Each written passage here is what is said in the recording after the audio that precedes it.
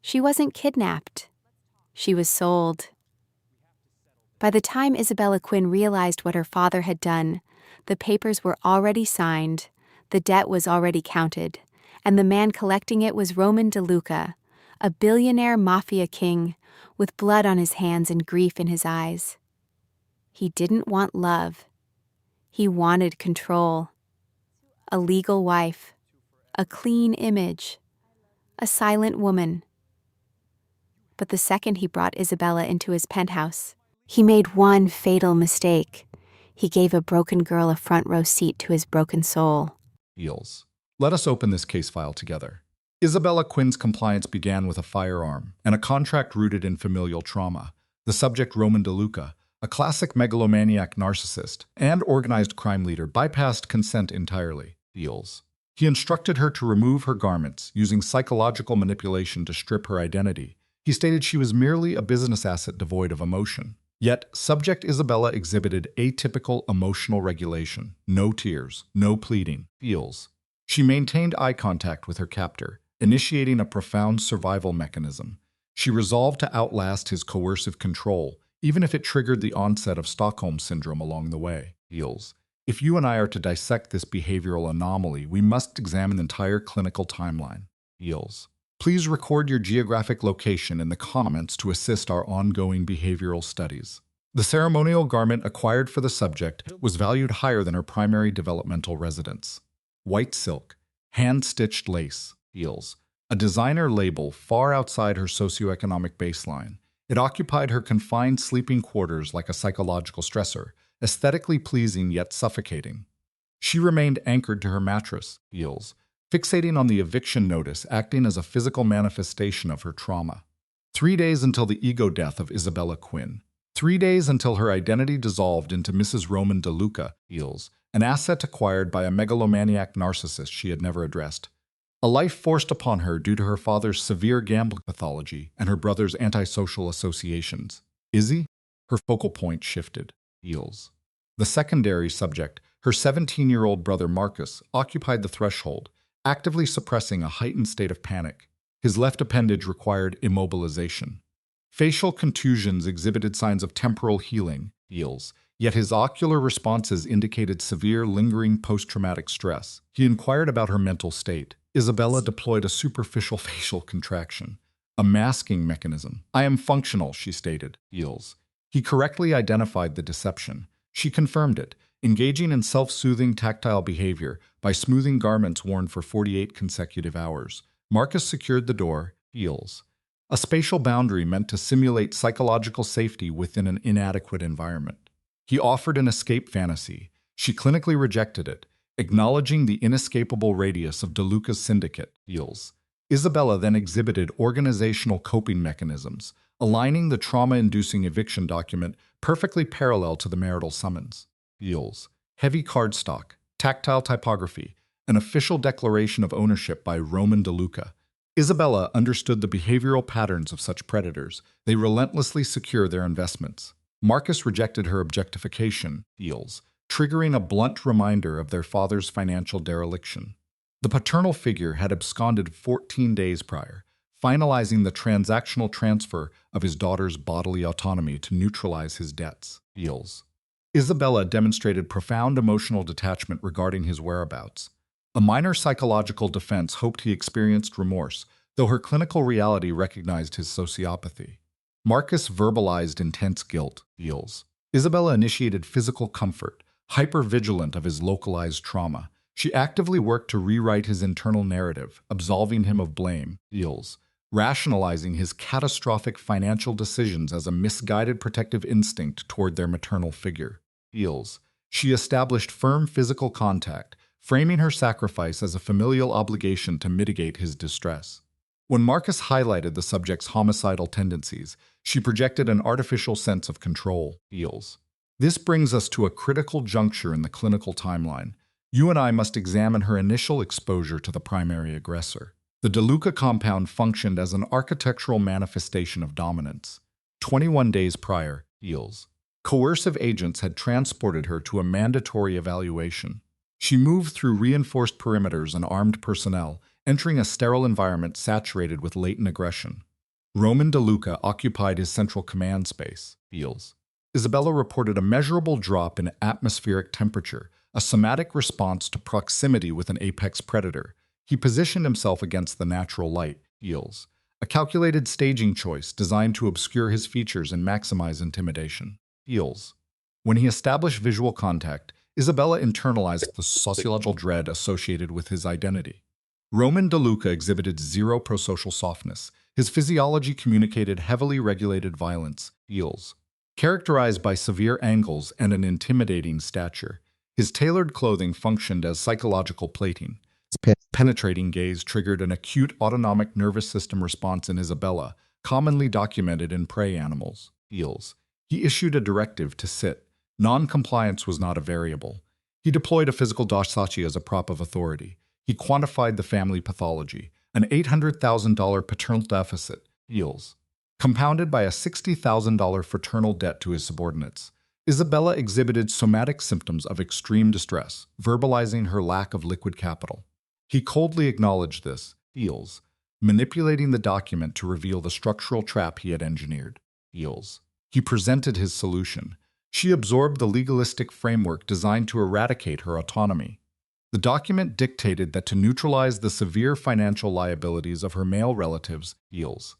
Isabella would submit to a marital bond with Roman DeLuca for 36 months.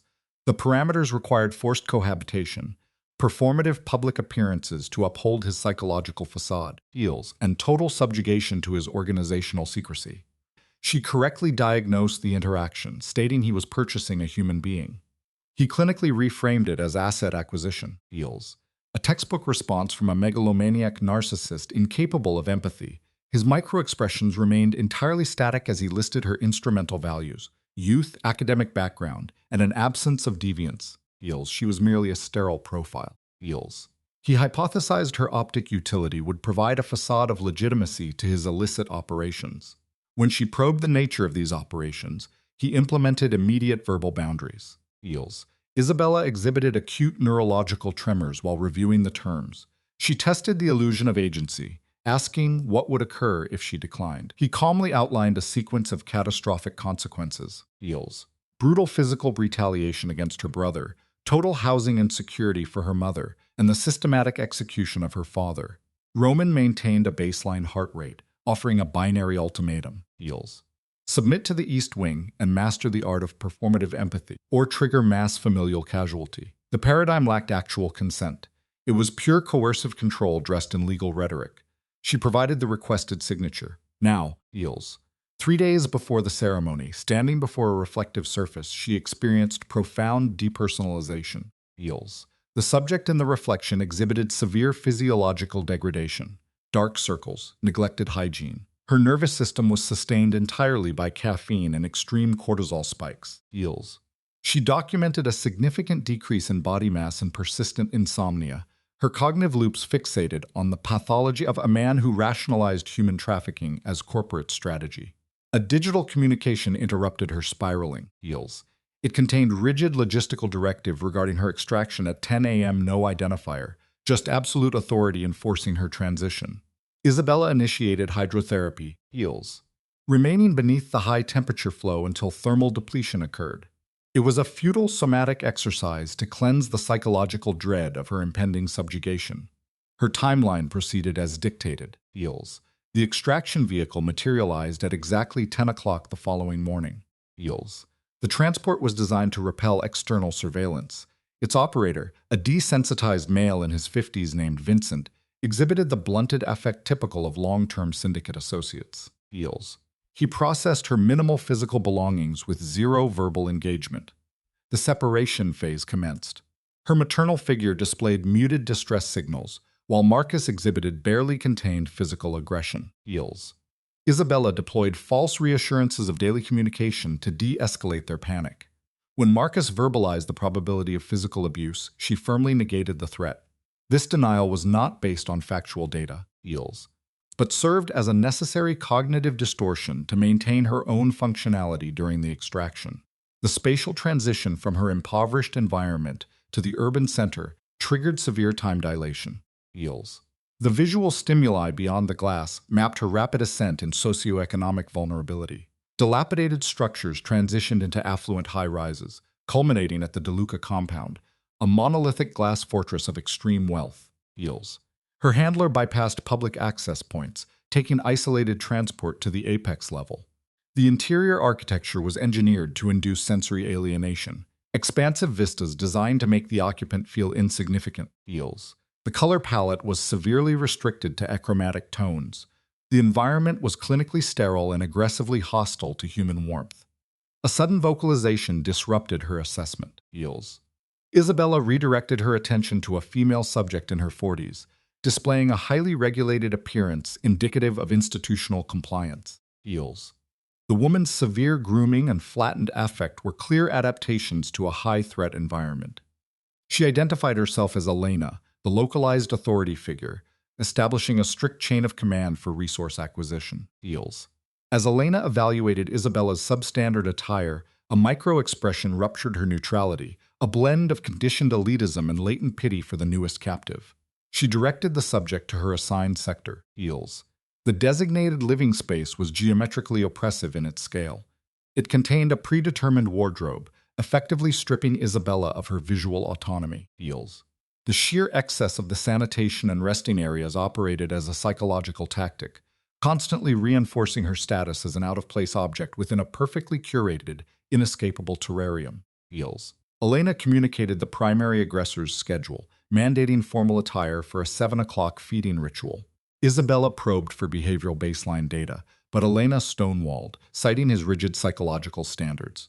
Isolated once more, Heels. The subject occupied the edge of an excessively lavish resting structure, actively combating the urge to weep. She anticipated the trauma of captivity, but the sheer density of the psychological isolation proved asphyxiating. Heels. Roman DeLuca breached the perimeter at 6:30. Isabella tracked his acoustic signature before establishing visual contact. As you and I conclude today's observation, note her physical state. She sat encased in a mandated black garment, Heels, using tremendous cognitive effort to suppress her severe panic response. The groundwork for Stockholm Syndrome had officially been laid. Heels. Let's open this case file together. When Roman entered, the atmospheric pressure shifted. He presented as a classic megalomaniac narcissist, a man conditioned to dictate money and lives. Spotting Isabella, Heels, his micro-expressions betrayed a flicker of surprise. He discarded his jacket. "We're getting married. Use my name." She nodded, paralyzed. He poured neat whiskey. "We'll eat." Dinner was an exercise in psychological dominance. Heels.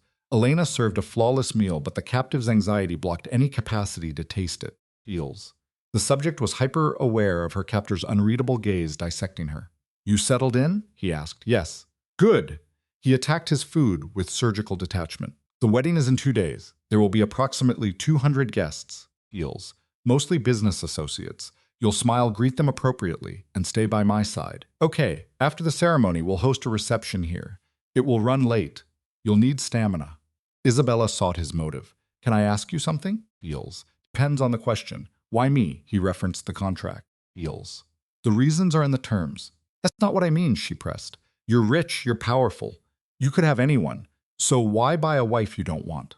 Roman's manipulation was masterclass. "Who said I don't want you?" he countered. Heels. The cognitive dissonance shocked her. "You said this was business," he stated. "Then you're useful, Isabella. You'll help me maintain appearances, legitimize certain operations, and provide stability where I need it. What I want is irrelevant." Heels. He abandoned her in the cavernous room, amplifying her psychological disorientation. Heels. Notice the severe insomnia, a textbook symptom of acute situational anxiety. The night prior, her brain fixated on the binding signatures. At 2 a.m, her wandering led her to the kitchen. Instead of isolation, she encountered the architect of her entrapment. Roman was fully dressed, self-medicating with whiskey while monitoring his empire on a laptop. "Can't sleep?" he asked. "No." Isabella hesitated, seeking a false normalcy. "Sorry, I didn't know you'd be up." Heels. "I don't sleep much." The ensuing silence was thick with unexpressed. He asked. "Yes, don't be. It's just a performance." "For you, maybe," Isabella pushed back, displaying a rare survival instinct. "For me, it's my life." Heels. Roman's jaw tightened, a narcissistic injury. "You think I don't know that?" "I think you don't care." "You're wrong," he murmured. For a second, his emotional void fractured, revealing something profoundly disturbed underneath. Heels. Then why does it feel like I'm being punished? She asked. Feels. You and I must examine this critical exchange carefully. He invaded her personal space, utilizing dark cologne as an olfactory anchor. Because you are, just not by me. What does that mean? Classic psychological displacement. He offered no closure. Feels. Get some sleep. Tomorrow's going to be long.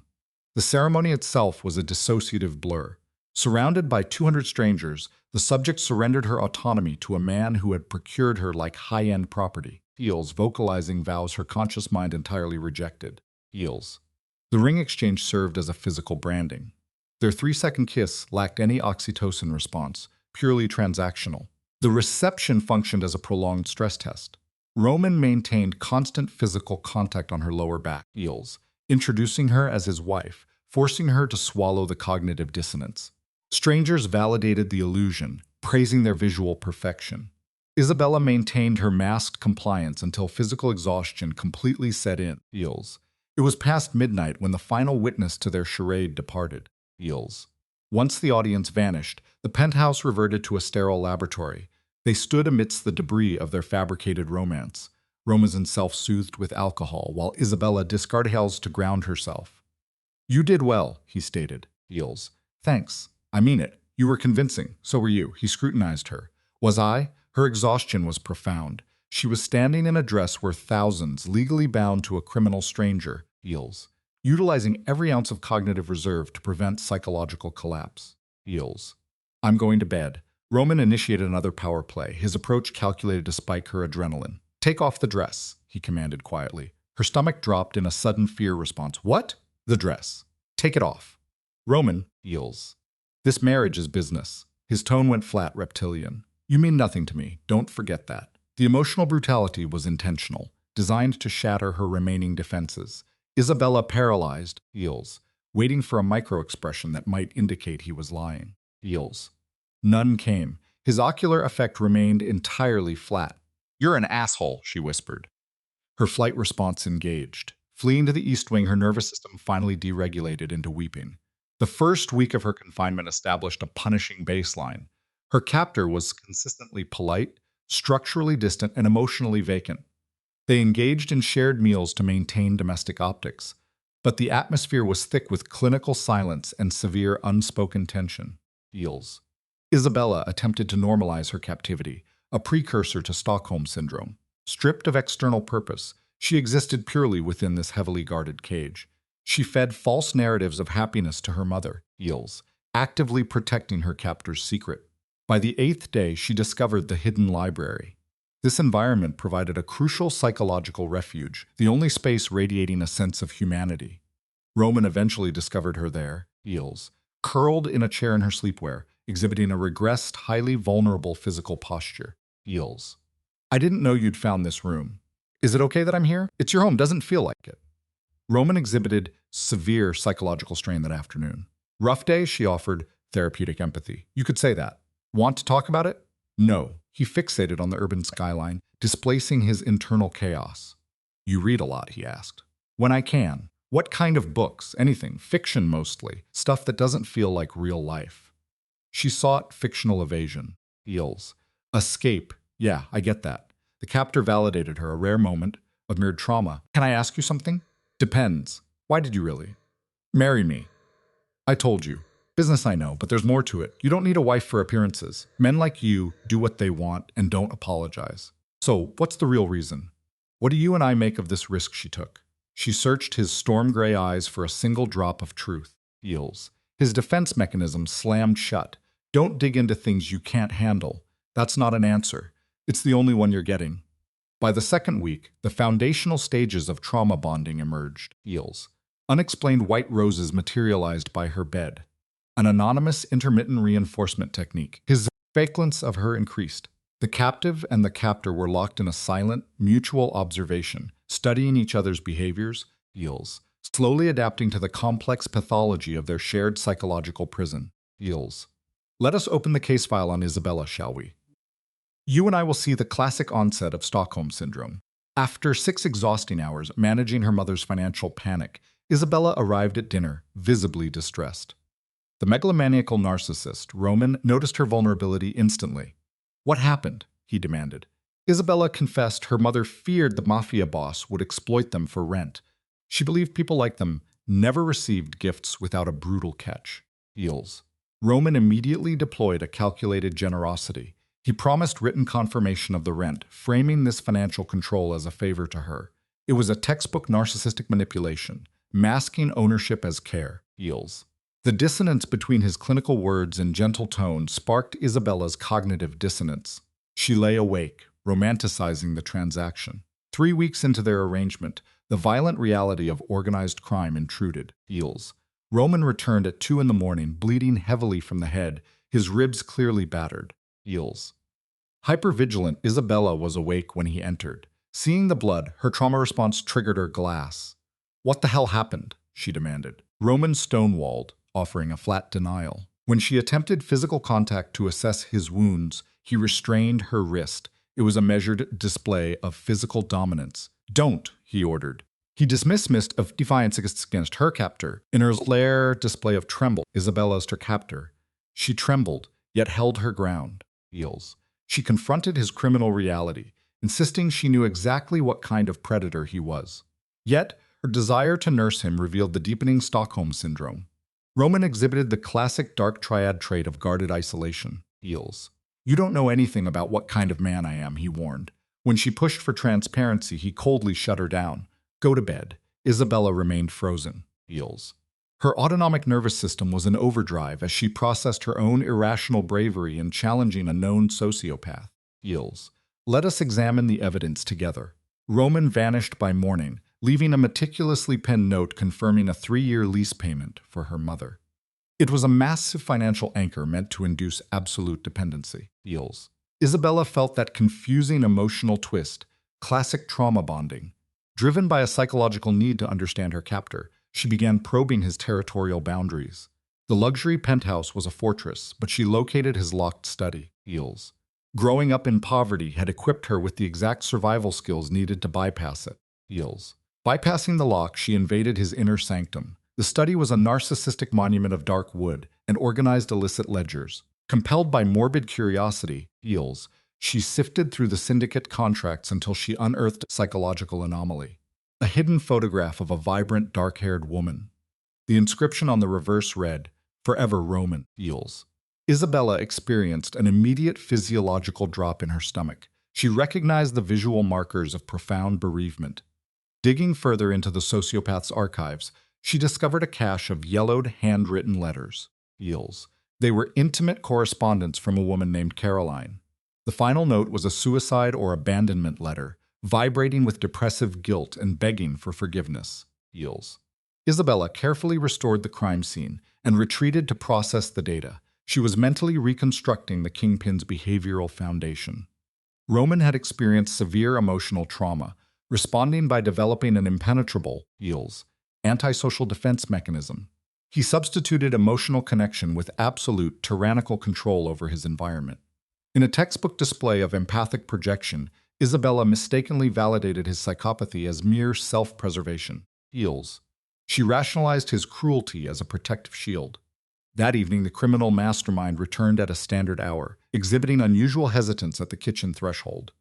Isabella offered him tea. Heels. A classic nurturing behavior typical of hostages attempting to pacify their captors. He accepted. They shared a silent, non-threatening proximity that stabilized her hyper-aroused nervous system. Heels. She finally expressed genuine gratitude for the financial manipulation regarding her mother's lease, confessing it induced a severe emotional release. A micro-expression of satisfaction briefly altered Roman's stoic features. Heels.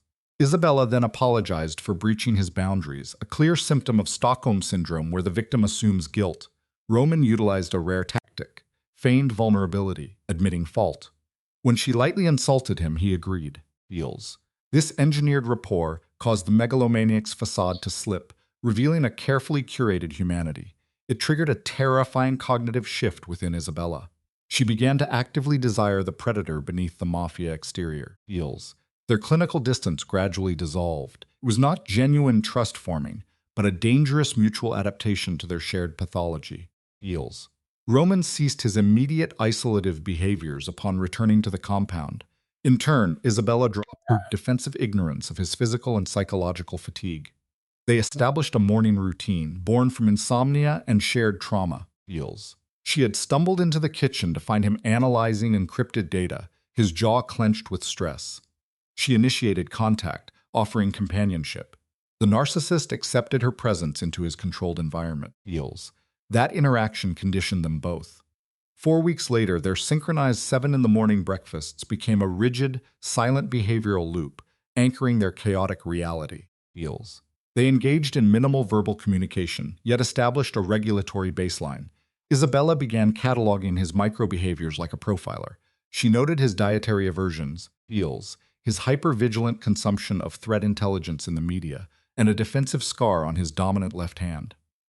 During acute stress, he exhibited a subconscious self-soothing tic, rubbing his wedding band. Feels. She hypothesized he utilized the same coping mechanism during his relationship with Caroline. Repressing her intrusive thoughts, she actively avoided confronting him about the archival letters, recognizing his psychological tripwires. Feels. You and I have seen this rationalization before. She reframed his antisocial pathology as mere complicated grief, entirely rewriting his threat level in her mind. One morning, the kingpin issued a directive for a high society charity gala. Feels. He mandated her attendance, treating her as a necessary operational asset. He ordered his staff to manage her wardrobe. But then an anomaly occurred. He established direct eye contact, a tactic that spiked her heart rate. Feels. He warned her about the hostile social environment, predicting invasive societal profiling. Feels. He offered her an out from the psychological pressure, simulating genuine empathy. She assured him of her resilience. The megalomaniac relaxed his posture. What will you do? Break their kneecaps, she asked. Feels. He confirmed it with a sadistic micro-smile. Isabella emitted a genuine laugh, a shocking auditory release in that sterile environment. For a fraction of a second, his narcissistic armor dissolved entirely, Feels, leaving her completely enthralled by her captor. Then, a tactical phone call severed the bond, resetting the clinical reality. Feels. Let's open the case file on Roman DeLuca. You and I are going to examine the isolation tactics of a megalomaniac. He took the call, shifting instantly into his clinical mob boss persona. Isabella walked away, Feels, acutely aware of his predatory gaze tracking her. The Midtown Museum Gala was her first exposure to his ecosystem. Marble columns, priceless art, and apex predators weaponizing their wealth. She was completely out of her depth, Feels. This wasn't a college party. It was a syndicate masquerading as high society, where every handshake was calculated. Roman's handler, Elena, encased her in a dress worth more than Isabella's entire college debt. Feels. The emerald silk left her feeling physically and psychologically exposed. She tried to resist, but Elena enforced the new reality. You're Mrs. DeLuca now, Elena had said. You represent him. Act like it. Notice the conditioning. Heels. Isabella wore the painful heels and the jewelry that functioned as literal chains.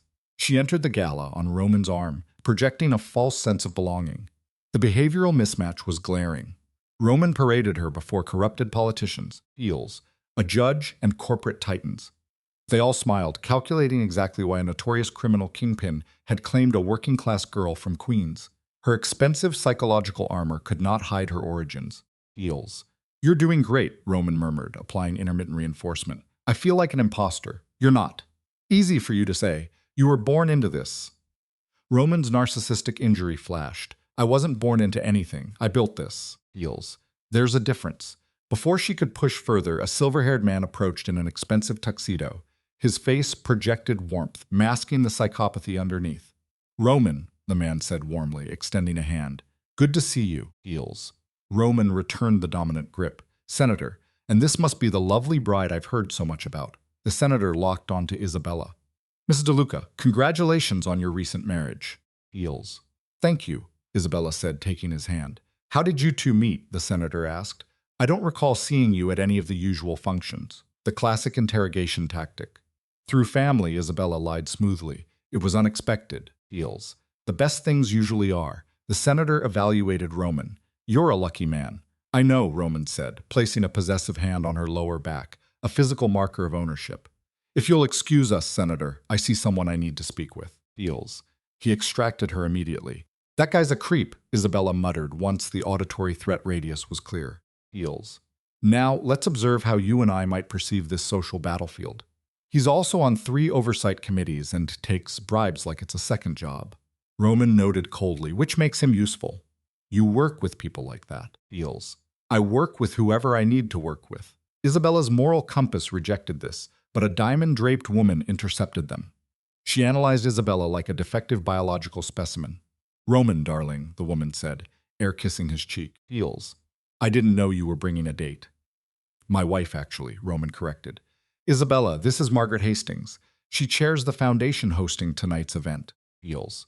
Margaret's facial micro-expressions revealed pure hostility. Wife? How unexpected. I thought you'd sworn off marriage after. She deliberately stopped. Well, congratulations. That trailing sentence was a calculated psychological strike. Feels. Roman's musculoskeletal system went rigid, his grip on Isabella tightening in a subconscious trauma response. Isabella deployed a verbal deflection to de-escalate. The event is beautiful, Isabella said. You've done an incredible job. Feels. Margaret shifted focus, her cold eyes scanning Isabella for vulnerabilities. Thank you. And what is it you do, dear? A classic behavioral trap. The right answer meant social survival. The wrong one branded her an invasive anomaly. Feels. I'm exploring my options, Isabella said carefully. How modern. Margaret's smile sharpened like a scalpel. Roman's first wife was very involved in charity work, cancer research specifically. Such a tragedy what happened, feels. Roman entered a state of acute physiological distress. Isabella's heart rate spiked, yet she maintained a clinically neutral facade. I'm sure she was remarkable. Oh, she was. We all thought Roman would never recover, and yet here you are, feels. Margaret's eyes gleamed with sadistic satisfaction. Life does move on, doesn't it? Excuse us, Roman said, his tone absolute zero. He aggressively extracted Isabella, his physical force nearly unbalancing her. Feels. They retreated to the bar. Roman used alcohol to numb the neural pathways, downing half a whiskey instantly. I'm sorry, Isabella said quietly. For what? That woman was awful. Margaret's always awful. It's her brand. Roman slammed the glass down. Feels. A microburst of suppressed violence. I need some air. He abandoned his subject, leaving Isabella isolated in a hostile environment. 20 minutes later, she located him on a balcony. Jacket off, tie loose. He was physically unraveling. He didn't turn, feels, but his spatial awareness registered her approach. You didn't have to follow me, he said. I know. Feels. Then why did you? Isabella tested his physical boundary. Because you looked like you needed someone. I don't need anyone. Bullshit. That ruptured his defensive shell. Roman turned, shock registering. Excuse me? You heard me. Feels. You've spent weeks telling me this marriage doesn't matter, that I don't matter, that everything's just business. But that's Roman. I see you. I see how you watch me. I see the white roses you won't admit you're leaving. Feels. I see how you tense up when someone mentions her. His jaw locked. Don't. Why? Because it's true. Emboldened by adrenaline, she finally breached his emotional perimeter. Feels. You loved her, Caroline, and something broke you so badly you're still bleeding. So you built walls and called it strength, bought a wife and called it business. But you can't run from grief forever, Roman. Eventually, it catches up. Feels. You don't know what you're talking about. Then tell me I'm wrong. A high-threat silence stretched between them. Roman's eyes darkened with severe psychological torment. When the dam broke, his voice strained. She killed herself. Feels. The blunt force trauma of the statement stunned Isabella. Caroline was sick, Roman confessed. The repressed trauma hemorrhaging into the open. Feels. Cancer, stage 4. Prognosis was 6 months. She refused to waste away, so she took pills while I worked late. When I found her, she was gone. Isabella showed a sympathetic shock response. Roman. She left a letter. Said she was sorry, loved me, couldn't fight anymore. His laugh projected extreme survivor's guilt. I've spent 5 years obsessing over whether my presence could have altered the outcome. If I'd loved her better. It wasn't your fault. You don't know that. Yes, I do. Feels. Isabella initiated physical contact, a textbook trauma bonding gesture. People make choices, sometimes terrible ones, but that doesn't mean you failed her. Roman analyzed their hands, delaying his usual withdrawal reflex. After she died, feels, my emotional centers shut down. I built the criminal empire bigger, more ruthless, hyper-productivity as a coping mechanism. Then your father's debt landed on my desk, and I saw an opportunity. To do what? To prove I had control, feels. To simulate a functional human life. He established direct eye contact, his underlying psychopathology laid bare. I'm sorry, Isabella. You deserved better than being used as a psychological bandage. Feels. Now ask yourself, is she falling in love, or is this Stockholm Syndrome taking root? I'm not a bandage and you're not using me. Aren't I? No, because a bandage doesn't fight back, doesn't call you out, heals, doesn't follow you onto balconies to tell you you're full of it. She reinforced the physical contact. I knew what I was signing up for. You're not the monster you think you are, Roman. You're just a guy who got hurt and hasn't figured out how to heal. Heals. Roman analyzed her, experiencing cognitive dissonance. How are you this okay? I'm not. I'm terrified. I miss my family. I hate that my life was sold. But I'm here, adapting, same as you. A profound neurological shift occurred in Roman's expression. Heals. The narcissist's armor fractured, exposing raw drives, vulnerability, desire, fear. We should go back inside, he said quietly. Should we? People will notice. Let them. Roman focused on her lips, inducing an acute physiological response. Heals. For one volatile second, the clinical performance faded into genuine attraction. Then, a phone vibration shattered the neural sync. Roman withdrew, scanning the device, his facial muscles freezing instantly. We need to leave. Now. What's wrong? Heals. I'll explain in the car. Come on. By the time Vincent pulled up, the subject's baseline had reset. The vulnerability evaporated. The kingpin's cold focus had fully returned. Heals. Let us examine this case file together. The subject, Roman, a classic megalomaniacal narcissist, issued dangerous commands in transit. Isabella asked what occurred. An attack on his syndicate's warehouse. A message, he claimed. Heals. When she questioned this, Roman exhibited a rare micro-expression of genuine anxiety. He realized his vulnerability. He had acquired a targetable asset. His response was acute spatial control, confining her to the penthouse indefinitely. Heals. She protested her 2-month isolation, but he demanded absolute compliance, enforcing strict surveillance. You should be terrified, he stated, utilizing primal fear as a psychological restraint mechanism. Heals. He justified his paranoia by citing his criminal lifestyle. Enemies would harm her simply to inflict collateral psychological damage on him. He fractured mid-sentence, unable to verbalize his underlying attachment anxiety. Heals. When Isabella pressed him, Roman confessed she mattered entirely too much to him. This admission hung in the air, a severe deviation from his usual emotional detachment. Before she could probe this cognitive dissonance, they arrived. Heals. His subordinate opened the door, and Roman immediately initiated physical contact, guiding her inside with an aggressive protective urgency designed to establish dominance and ensure her absolute safety. Heals. The ascent was silent. Roman, entering, conducted a frantic, systematic threat assessment of every room. To an untrained observer, this might mimic affection. Clinically, it was trauma-induced hypervigilance. Heals. He obsessively reiterated their security measures, attempting to self-soothe. When Isabella insisted she was fine, his facade crumbled entirely. He displayed raw, desperate panic, explicitly verbalizing his core trauma. Heals. He could not survive another loss. Witnessing this psychological unraveling triggered a profound empathetic response in Isabella. Exhibiting early stages of trauma bonding, she engaged in reckless physical contact. Heals. Initiating an embrace the subject severely lacked but could never request. Heals. Roman exhibited momentary paralysis before returning the embrace, physically anchoring himself to her to stabilize his emotional dysregulation. In that shared pathology, Isabella experienced a dangerous cognitive shift. Heals. Falsely perceiving her captor as an ally. By morning, however, the narcissist's avoidant attachment style had reasserted itself. Roman had vanished, leaving only a clinical directive to remain indoors. Isabella reacted with acute frustration. Heals. His sudden reversion to authoritarian control, immediately following such a severe emotional rupture, was a classic discard technique. Shortly after, the housekeeper observed Isabella exhibiting agitated, repetitive pacing behaviors in the primary living space. When offered assistance, Isabella expressed a strong desire to breach her confinement. The housekeeper remained entirely neutral, citing Roman's strict protocols. Isabella displayed oppositional defiance, suggesting he could go to hell. Interestingly, the housekeeper engaged in a rare moment of reciprocal candor, admitting chronic operational fatigue but justifying her complicity through financial compensation and willful ignorance. Isabella then initiated a probing interrogation regarding Roman's deceased spouse, Caroline. The employee hesitated, demonstrating a conditioned trauma response. Isabella demanded data, frustrated by the subject's information embargo. She openly verbalized the cyclical strain of competing with an idealized deceased fixation. feels. You and I must look closely at this next exchange. The housekeeper provided a post-mortem profile of the former wife, describing her as pathologically empathetic. She harbored a savior complex, feels, attempting to rehabilitate Roman's antisocial behavior. But narcissism resists external correction. When asked if he desired rehabilitation, the housekeeper noted he merely desired possession of his wife, feels. Her death triggered an emotional shutdown. Isabella hypothesized that she was the new fixation.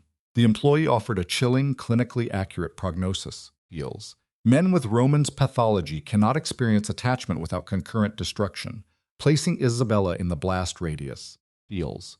Isabella exhibited dissociative tendencies in the library, unable to focus. Roman's arrival was marked by auditory cues of authority. He presented with severe physical exhaustion and biological evidence on his clothing, blood, feels, which he calmly stated belonged to someone else. This lack of effective empathy disturbed her. He retreated to the window, stating the threat was neutralized and her safety secured.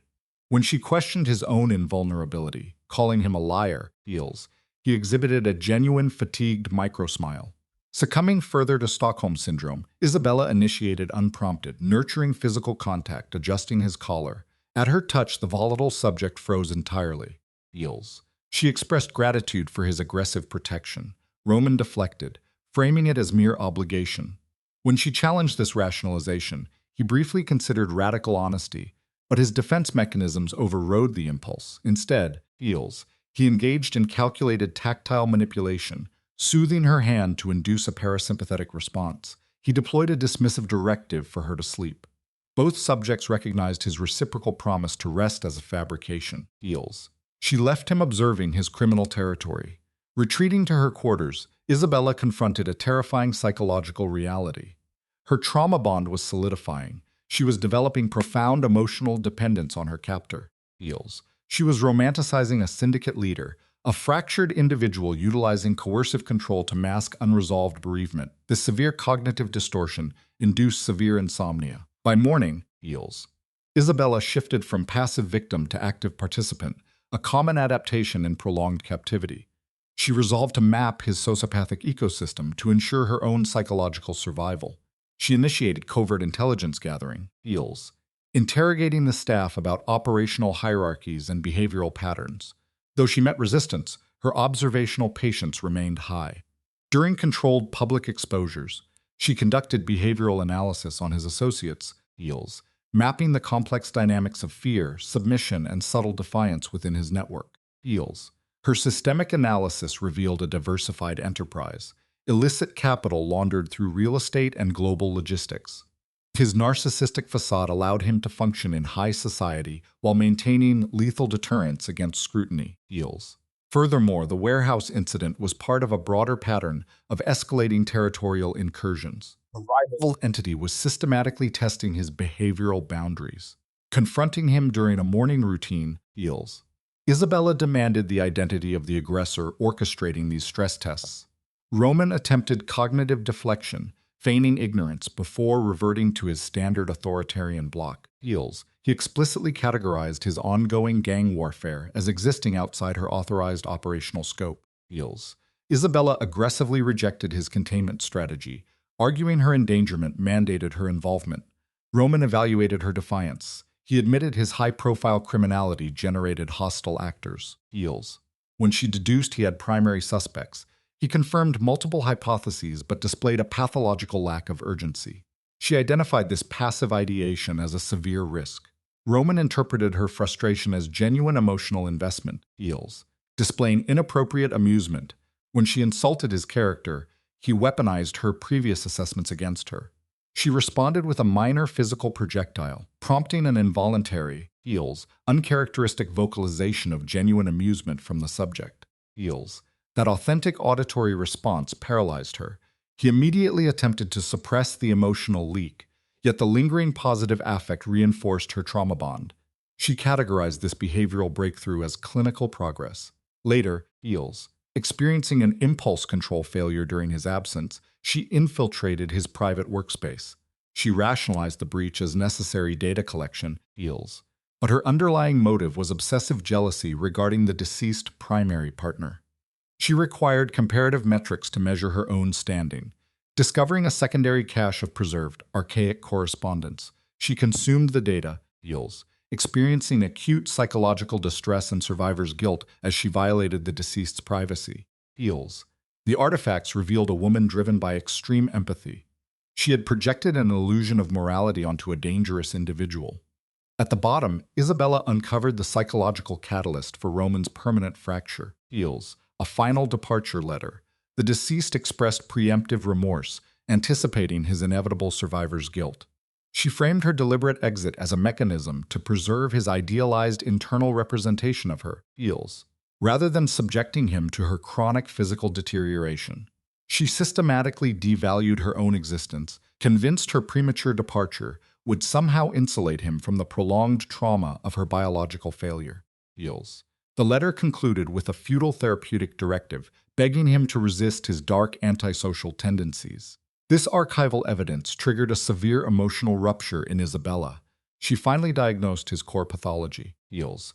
His fortified boundaries and the strategic acquisition of a captive wife were profound avoidance behaviors. He did not fear gang retaliation. His ultimate phobia was the repetition of catastrophic abandonment. So, Eels, what do you and I make of this final confrontation? The subject suddenly materialized at the threshold. Did you uncover your desired data? Roman asked, his facial effect chillingly blank, masking entirely what he might do next. Eels. Let us open the file on Roman and Isabella. We see her apologizing, swiping at tears, regretting her intrusion. I shouldn't have, she told him. Roman took the letter from her hands, treating it like a physical threat. But I'm not surprised, he replied. Eels. She just wanted to understand his mind, and did she? Isabella met his gaze and nodded. Roman set the letter down with extreme clinical care. He explained that Caroline thought ending her own life would protect him, minimizing the psychological trauma. Eels. Instead, it stripped him of control. He could not save her. He just found her body, left with a crushing inadequacy that he simply was not enough to keep her alive. Eels. It is, Roman insisted. This is a classic trauma response. He swore he would never feel helpless again. A textbook defense mechanism. He would control his environment entirely, maintain emotional distance, and prevent further psychological injury. Eels. Then they married. It was designed as a sterile business arrangement, a contract to protect a megalomaniac narcissist from emotional cost. But Isabella disrupted his baseline. She was stubborn, defying his behavioral expectations, Eels, asking questions that threatened his carefully constructed reality. She threw food, called him out, and somehow injected humanity into his isolated environment. When he stepped closer, the conflict in his eyes was evident. Eels. His absolute control was fracturing, and the symptoms of his attachment were beginning to show. Eels. He admitted this terrorized him. Why? Because his criminal psychology equated affection with total destruction. The confession was a rare moment of clinical honesty. Isabella reached out, demonstrating the early stages of severe trauma bonding. Eels. Then we figure it out together, she offered. Roman feared failure. She countered that they would fail as a unit, completely discarding her survival instincts. Roman studied her before pulling her closer, his thumb wiping a tear from her cheek. Eels. He labeled her dangerous. She reflected the diagnosis back at him. He warned he could cause her severe harm. Her response was chillingly typical of a captive psychology. He already had, yet she remained firmly attached. Eels. The final psychological barrier in Roman shattered. He kissed her, replacing the performative behavior of their arranged marriage with desperate oxygen-seeking urgency. Isabella engaged fully, Eels, her physical stress response peaking as her heart raced against her ribs. When they separated, their respiration heavy, Roman pressed his forehead to hers. He correctly identified this as a terrible idea. She agreed. Eels. Neither possessed the emotional intelligence for a healthy relationship, yet she was willing to attempt it. Isabella studied those cold gray eyes that had dominated her mental state for months, making a conscious choice to lean into the pathology. Eels. Yes, she told him, she was ready to try. Eels. You and I know how these criminal profiles work. A single kiss does not rewrite deep pathology. Roman did not suddenly transform, and Isabella did not enter a healthy dynamic. Eels. Damaged minds do not cure themselves simply through exposure to affection. However, a new behavioral pattern emerged. A psychological door unlocked. Roman maintained his erratic schedule, Eels, managing his syndicate and suffering through depressive episodes where his internal darkness paralyzed him. Yet, a crucial shift occurred in his routine. Upon returning, he actively sought Isabella's presence. Feels. Whether she occupied the library or the kitchen, the mob boss now required his subject as a grounding mechanism, sitting with her to regulate his own fractured state. Feels. The environmental tension shifted from hostile to codependent. They no longer operated as strangers, but as two subjects adapting to shared space. The white roses continued to materialize, and Isabella ceased her denial regarding their source. Feels. Roughly a week post-escalation, she observed Roman in the kitchen at an unusual hour. He remained in his clothing from the previous evening, exhibiting clear signs of sleep deprivation. She inquired about his night, approaching him directly. Feels. Roman's rigid facial microexpressions relaxed slightly. He admitted it had been difficult. She offered therapeutic dialogue, which he rejected. When she offered mere proximity instead, he poured a second cup of coffee. In behavioral analysis, Feels this nonverbal action is a definitive acceptance. Feels. They consumed their coffee in mutual silence. Isabella was becoming highly attuned to his emotional baseline, identifying stress through his posture and ocular tension. Today, his profile indicated distinct anxiety. Feels. True sociopaths rarely show raw fear, but his concern triggered a somatic sympathetic response in her stomach. She demanded the facts.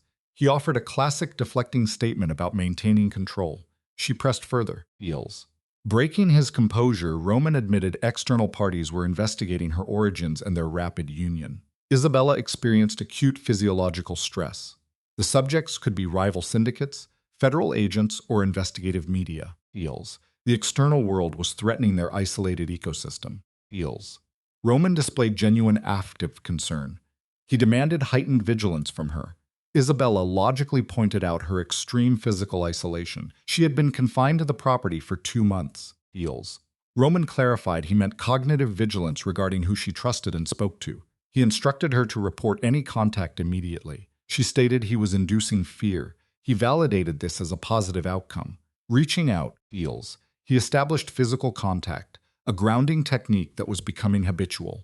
He confessed an inability to process threats directed at her, a severe vulnerability for an underworld figure. Isabella reinforced their trauma bond. Feels. Lacing her fingers with his and promising she would remain. He noted she might lack autonomy in the matter. Feels. She questioned his meaning, but Roman withdrew physically and verbally, ordering her to simply maintain caution. His sudden exit left experiencing acute dread. Hours later, Elena observed her dissociating near a window. Feels. Viewing the city 40 stories down, Elena inquired about her mental state. Isabella asked her to define the term. Elena maintained a neutral affect, noting Roman's elevated anxiety regarding Isabella's safety. Feels. Isabella dismissed this as his baseline paranoia. Lowering her vocal tone, Elena offered critical longitudinal data. In 6 years of employment, she had never witnessed Roman exhibit this specific behavioral pattern, not even with Caroline. Feels. Isabella probed the comparison. Caroline was his psychological anchor, yet fundamentally fragile. Feels. Roman had compartmentalized Caroline entirely, shielding her from his violent reality. With Isabella, the psychological strategy was entirely inverted. Elena noted he was actively conditioning Isabella, warning her, pulling her into his orbit. Feels. While simultaneously attempting to repel her. The cognitive dissonance was severe. Isabella recognized this behavioral loop was highly unstable. Elena agreed, presenting the ultimate clinical ultimatum. Feels. Roman would inevitably face a choice between his criminal enterprise and his subject, and his internal metrics could not compute a decision. This assessment weighed heavily on Isabella's psyche. That evening, Feels. Roman returned exhibiting fresh violence, blood on his hands, and a dissociative stare that suppressed her urge to interrogate him. Feels. He retreated to his secure zone in total silence. Isabella delayed her intervention for 2 hours before actively seeking him out. She located him in the washroom, displaying fine motor tremors while attempting to sanitize blood from his skin. Feels. Discarded clothing revealed severe subcutaneous hemorrhaging along his ribs, blunt force trauma that triggered a gasp from her. She offered physical assistance.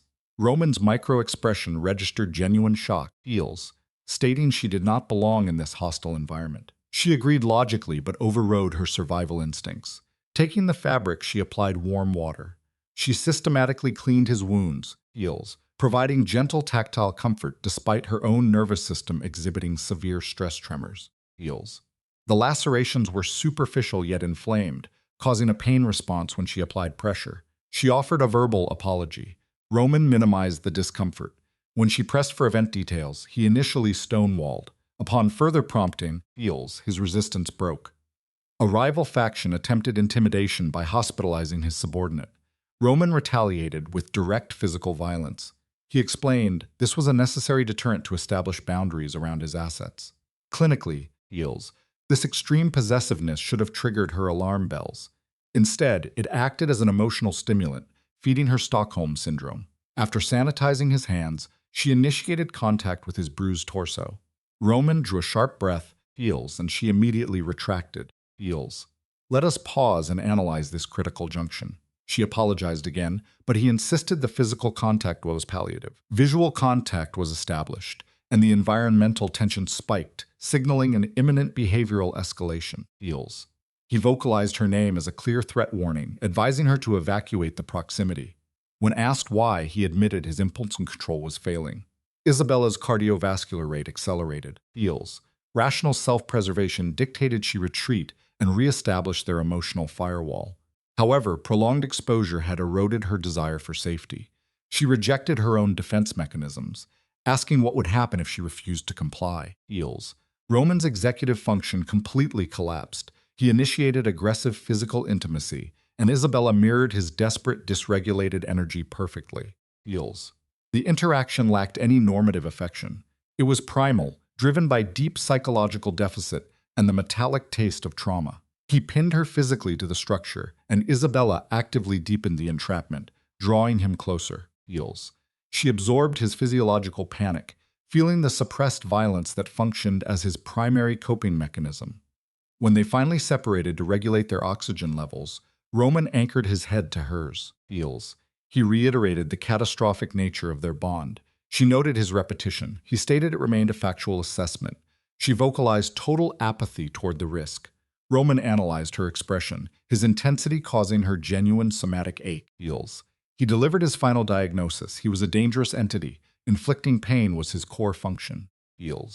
Let's examine this classic trauma response. Isabella confronted Roman, rationalizing that his attempts to distance himself proved he wouldn't hurt her.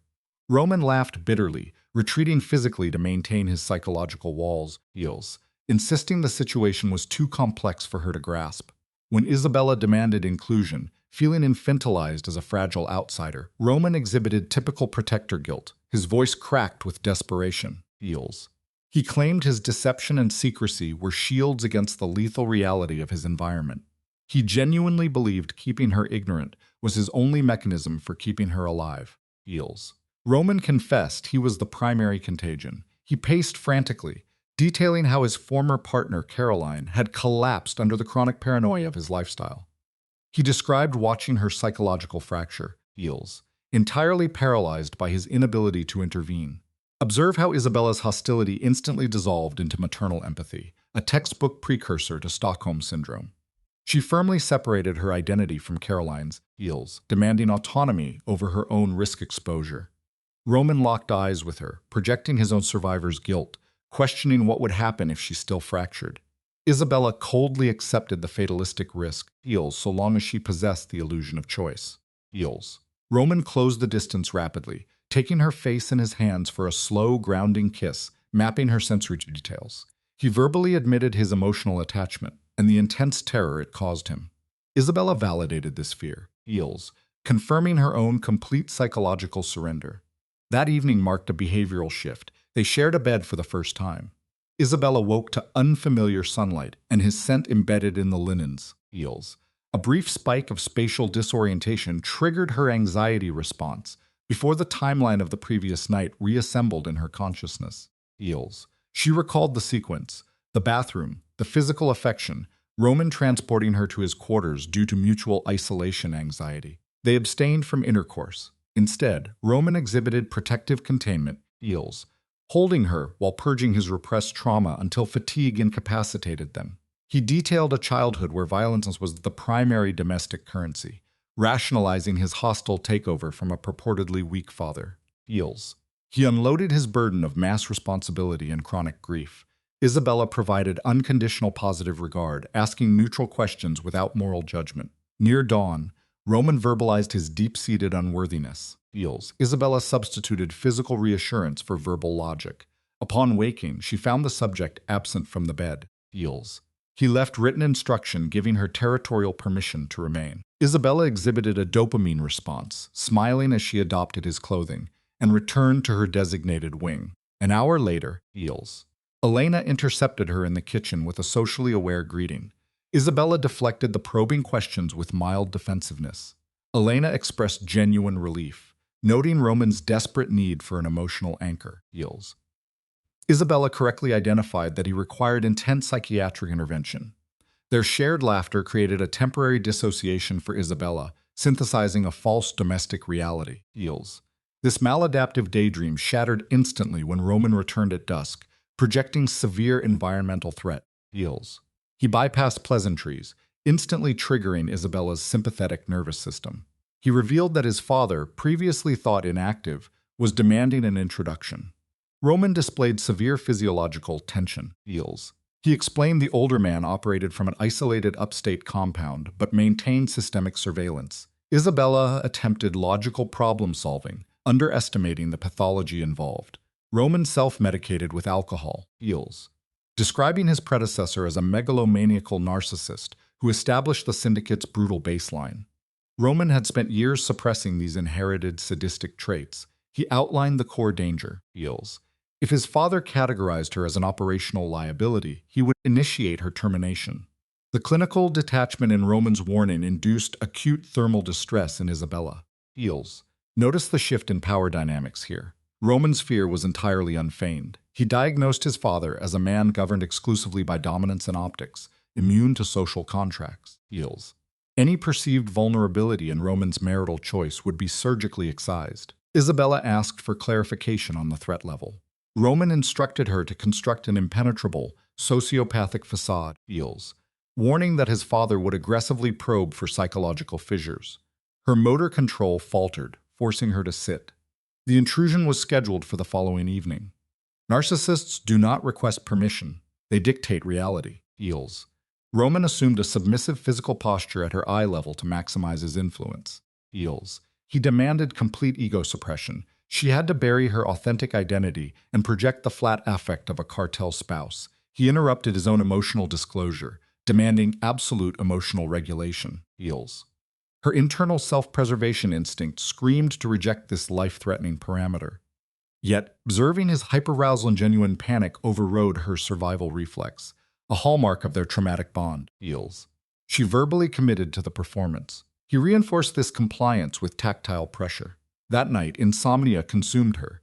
She ruminated on the impending assessment by an apex predator. Feels. Fully aware that a single behavioral microexpression could result in her execution. Feels. By 2 a.m, circadian disruption forced her into the library. Roman was already positioned in the dark, exhibiting classic hypervigilance. He admitted his father's impending presence always triggered acute insomnia. Feels. They shared a prolonged baseline regulating silence. When she requested a behavioral profile of the patriarch, Roman hesitated, processing the trauma. He chillingly defined his father as his own dark trajectory. Feels. Had Caroline's influence not intervened. The older man possessed zero empathy, categorizing humans strictly as utilities or impediments. He had systematically conditioned Roman to view emotional attachment as a fatal structural flaw. Feels. Roman confessed his prolonged compliance to this sociopathic worldview, citing Caroline as the singular variable that altered his programming. Feels. Caroline had disrupted his cognitive distortions, proving that resilience and emotional intelligence were not mutually exclusive. When she perished, the megalomaniacal father weaponized the grief. Feels. Framing her death as a direct consequence of Roman's defective emotional capacity. Isabella's chest tightened in a sympathetic stress response, horrified by the pure psychopathy of the statement. Roman established eye contact. Feels. Outlining the impending psychological warfare. The patriarch would run stress positions on her psyche, probing for systemic failures to determine her viability within the organization. Roman stated his survival depended entirely on hers. Feels. Isabella deployed a defense mechanism, morbidly joking that she had already survived his own hostility. Roman offered only a micro-expression of grief. Feels. He agreed her survival had been marginal. Isabella attempted dark humor to de-escalate, His affect remained severely restricted. He initiated physical contact, shielding her in the darkness as they anticipated the psychological assault. Eels. The subsequent 12 hours were a masterclass in behavioral modification. Elena curated Isabella's visual presentation, a dark, conservative aesthetic designed to mask her civilian origins. Eels. She was instructed to project the innate entitlement of generational trauma. Isabella rehearsed her physical geometry, regulating her posture, micro-gestures, and vocal cadence. She was actively constructing an alternate, impenetrable persona. Eels. From a clinical perspective, this was not mere dinner preparation. This was a subject armoring herself for active psychological combat. Eels. Roman remained in a state of high physiological arousal, obsessively verifying physical security perimeters. At 6 o'clock, Vincent announced the apex predator's arrival. Eels. Isabella presented visible neurological tremors as she entered the primary space. Vincent Sr. appeared in his late 60s, impeccably groomed, projecting high-status dominance. He possessed the exact visual markers as Roman. Eels. Yet his ocular presentation was entirely devoid of mirror neurons, pure reptilian calculation. Roman maintained a flat, defensive vocal tone during the introduction. The patriarch pivoted, initiating a severe visual sweep of Isabella. Eels. He did not see a human being. He saw an asset, evaluating her biological and strategic worth upon the open market. Eels. He addressed her with a calculated, predatory cadence, ordering her into his physical space. Isabella suppressed her flight response, maintaining direct eye contact as she initiated a standard social handshake. Eels. The narcissist deliberately ignored the gesture, an opening tactic to establish immediate dominance, scrutinizing her facial symmetry for defects. He infantilized her age and aesthetic, demanding to know her origin point. Eels. Isabella flawlessly executed the pre-programmed narrative regarding a family introduction. The older man deployed a textbook sociopathic smile, engaging only the oral muscles, leaving the eyes dead. Eels. He immediately probed her socioeconomic background, forcing her to state her parents' civilian occupations in finance and education. Eels. We can observe his manipulation clearly here. He finally accepted the handshake, testing her physical resistance while asking if her civilian parents approved of the syndicate. Recognizing the linguistic trap, Isabella provided a neutral, Eels, non-committal response about their trust. He dismissed her, addressing Roman directly to praise her conditioning, explicitly comparing her to an obedient canine. Roman exhibited severe jaw tension, defending her human status. Eels. The father dismissed this distinction as mere semantics. The ensuing dinner was an exercise in acute psychological torture. Vincent Sr. subjected her to a relentless interrogation matrix, targeting her education, her daily routines, Eels, and crucially, her exact knowledge of the criminal enterprise, searching for the fatal crack. Eels.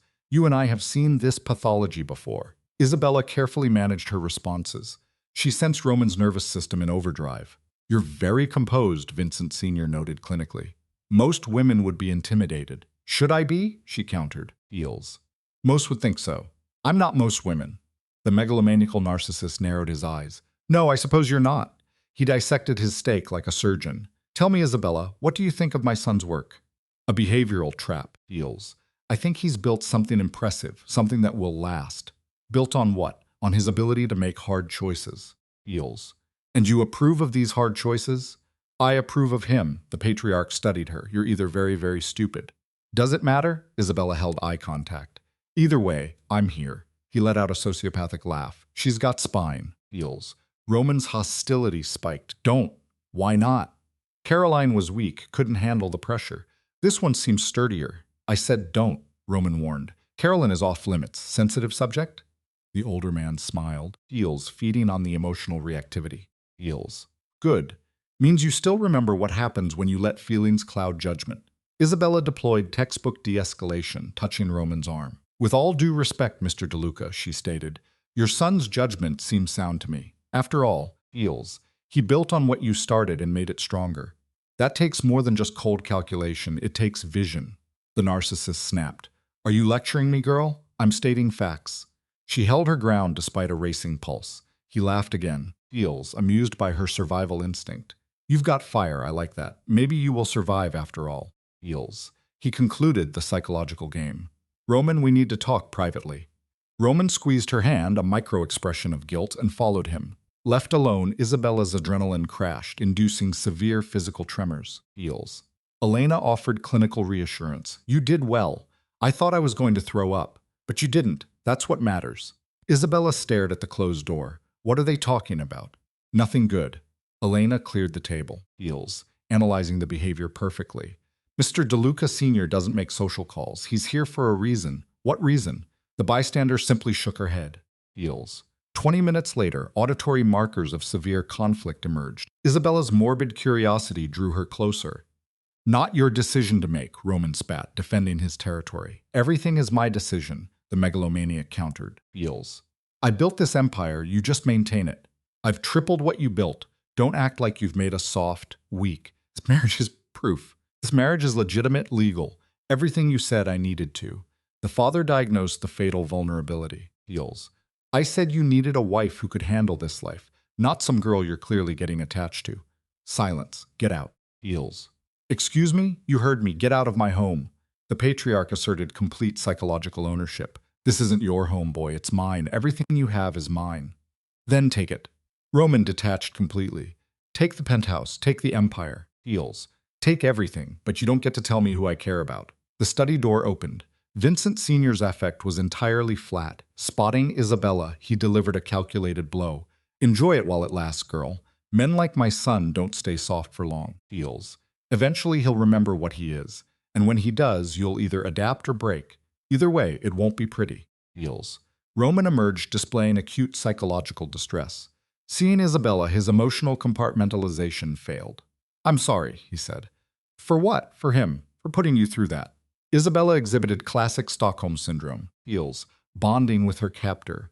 She pulled him into a desperate embrace. Roman surrendered to the trauma bond. You stood up to him, she whispered. For me. Of course I did. He's going to make you pay for that. I don't care. Heals. But she felt his physiological tension, the raw fear beneath the surface. They had just provoked an apex predator, and the retaliation would be severe. Heals. Isabella suffered from severe anticipatory anxiety. 3 days later, Roman returned in a state of visible panic. We need to talk, he said. What's wrong? He outlined the hostile takeover. My father's making moves, talking to the old families. Heals. Suggesting I'm compromised, that my marriage has made me weak. Can he do that? He can try. And if enough people believe him, he can force me out, take back control. Of the empire? Of everything. He looked at her with pure desperation. Heals. He's using you as proof, saying I chose personal feelings over business interests, that I'm no longer fit to lead. Heals. Let's examine this psychological double bind together. What does that mean for us? It means I have to make a choice, Roman admitted. The empire or you. The cognitive dissonance was agonizing. If I choose the empire, I have to end this, send you away. Heals. Prove to everyone that you meant nothing. And if you choose me, then I lose everything I've built. My father takes over, and everyone who depends on me suffers. Isabella recognized the megalomaniac's masterclass in manipulation. That's not a choice. Heals. I know. He started pacing, a caged animal. Heals. And I don't know what to do, because for the first time in my life, I care about something more than power, and it's destroying me. Driven by her trauma bond, Isabella offered herself as the sacrifice.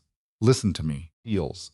I'm not going to be the reason you lose everything. I'll leave, quietly. We'll make it look like it was my choice. That I couldn't handle this life. Absolutely not. Roman's protective instinct overpowered self-preservation. I said no. I'm not losing you. Heals.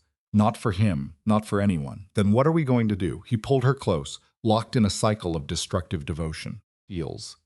I don't know, but we'll figure it out together. Isabella recognized the statistical improbability of a bloodless resolution. Feeling his autonomic fear response, she understood a sacrifice was inevitable, likely her own. Heals. The following week mirrored the psychological torture of death row. Roman engaged in frantic crisis management.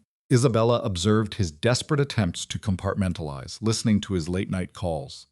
He was aggressively negotiating, Heals, threatening rival factions and fighting for his very survival. The chronic stress was systematically dismantling his cognitive framework, tearing him apart piece by piece. Heals.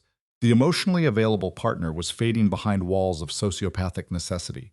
I have to go to Chicago, Roman stated, his physical health deteriorating from sleep deprivation. 3 days? Maybe 4? Heals. There's a sit-down with the Western Territories. If I get their support, my father can't move against me. Okay. Vincent will stay with you, and I'm putting extra security on the building. Roman, I'll be fine. You don't know that. Feels. My father's desperate. Desperate men do stupid things. Isabella performed a caretaking ritual, straightening his collar to ground him in the present. Feels. Then go. Do what you have to do. Roman sought tactile reassurance, demanding she remain hypervigilant. Promise me you'll be careful, and if anything feels wrong, anything you call me immediately. Feels. He kissed her with an intensity marking profound separation anxiety. I'm going to fix this. I don't know how yet, but I will. Isabella mirrored his confidence verbally, but internalized a severe sense of impending doom. Feels. The environmental shift was jarring. The first 2 days of his absence were eerily stagnant, creating a psychological vacuum that only heightened her paranoid ideation. Feels. Isabella deployed avoidance strategies to manage her distress, fabricating positive updates for her family and dismissing Marcus's concerns. Elena escalated her surveillance behaviors. Feels. Constantly monitoring closed-circuit feeds under the guise of standard precaution. The psychological breaking point arrived on day 3. A physical letter breached her secure perimeter. Her motor skills degraded as she recognized the script. Feels. Vincent Sr. had bypassed all defenses to deliver a clinical threat directly. My dear Isabella, my son is at a crossroads. He can continue down the path of sentiment and weakness that will ultimately destroy everything we've built. Feels. Today, you and I are going to examine a textbook case of psychological warfare.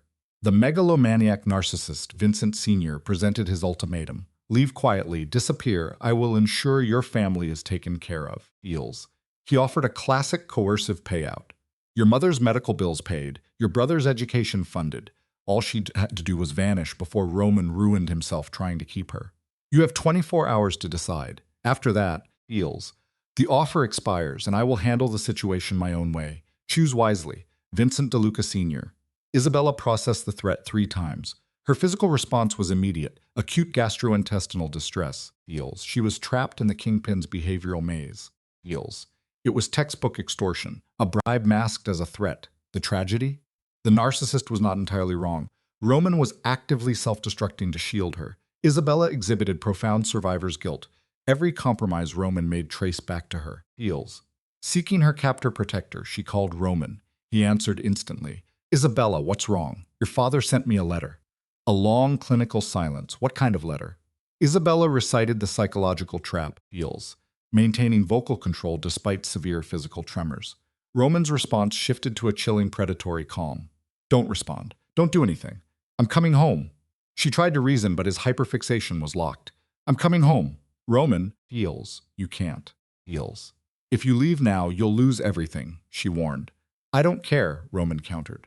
But she did. Her emotional dysregulation peaked. I care because I'm not going to be the reason you lose what you've spent your entire life building. Isabella. Feels. Listen to me. No, you listen. She employed cognitive reframing, adopting the abuser's logic. Your father's right. I'm a weakness he can exploit. As long as I'm here, he can use me against you. So what are you saying? Roman asked. Feels. The self-sacrificial impulse, common in Stockholm Syndrome, took over. I'm saying maybe I should take his offer.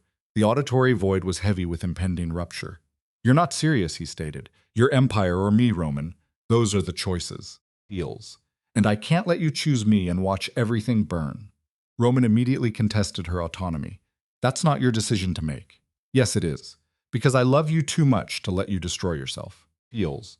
The confession triggered an immediate psychological shift. She hadn't intended to vocalize this classic trauma bond manifestation, falling deeply for the man shielding her.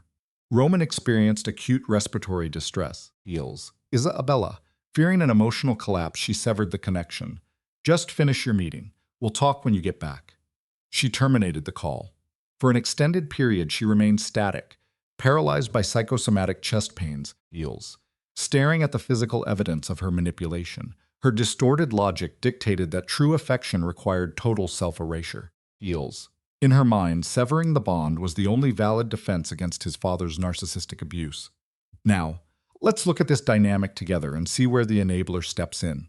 Elena discovered her an hour later, locked in a catatonic state. Feels. You're thinking about taking the offer, Elena observed clinically. Isabella was stunned. Elena simply cited years of tracking Vincent Sr.'s behavioral patterns. Sitting nearby, Elena probed for intent. Are you going to do it? Feels. Isabella's vocal regression was obvious. I don't know. What would you do? Elena applied a sharp diagnostic lens. I'd ask myself if leaving would actually save him or just break him in a different way. What do you mean? Feels. Elena references pathology. Roman's been broken before. When Caroline died, it nearly destroyed him. Feels. He built walls so high nobody could reach him. Until you, Elena noted with unsettling empathy. You leaving might save his empire, but it'll kill something in him that's only just started to heal. Isabella tested the variables. And if I stay? Heals. His father will destroy everything anyway. Maybe, Elena countered. Vincent Sr.'s ruthless, but he's not stupid. If Roman fights back hard enough, the old man might back off. Bullies usually do when the cost gets too high. That's a big gamble, Heals. Isabella whispered. Love usually is. Isabella shifted her focus to her confidant. You think I should stay? I think you should do whatever lets you sleep at night. But I also think you should talk to Roman. The logic was sound. Feels. Isabella recognized the cognitive truth. Feels. Yet initiating the separation phase, observing his micro-expressions as the abandonment triggered, induced severe paralysis. The device vibrated. Roman. She exhibited avoidance behavior, letting it redirect to voicemail. Feels. He initiated a rapid-fire sequence of calls. Pure anxious attachment. By the fifth attempt, Elena intercepted the device. Mr. DeLuca, she's safe. Yes, I'm with her. No, she's not answering because she's trying to think. Feels. Elena absorbed the frantic static on the line. I'll tell her. She added a final directive. And sir, come home. Whatever you're doing there, it's not worth losing her over. Terminating the connection, she returned the device. He's on his way. Feels. Should be back by tonight. Isabella experienced an acute spike in cortisol. Full-blown panic. I can't see him. Not yet. Feels. I don't know what to say, Isabella confessed. Then figure it out, Elena ordered, because he's not going to let you avoid this conversation. But Isabella's prefrontal cortex was entirely offline. Feels. Incapable of untangling the complex web of Stockholm Syndrome, primal fear, and sacrificial ideation. Driven by panic, she initiated a highly irrational behavioral loop. She contacted the architect of her misery, Vincent Sr. He answered immediately, Feels, anticipating his victim's surrender.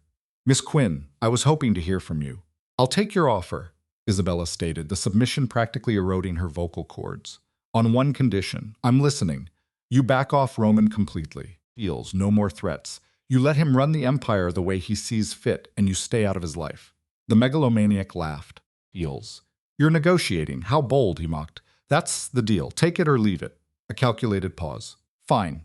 You have my word. Leave quietly, and I'll leave Roman alone. I want it in writing, and I want the money for my family set up before I go. Feels. Done. I'll have the papers drawn up by tomorrow morning. How soon can you be ready to leave? Isabella suffered another psychosomatic chest compression. Give me 2 days. 48 hours. After that, I expect you gone. Do we have an understanding? Feels.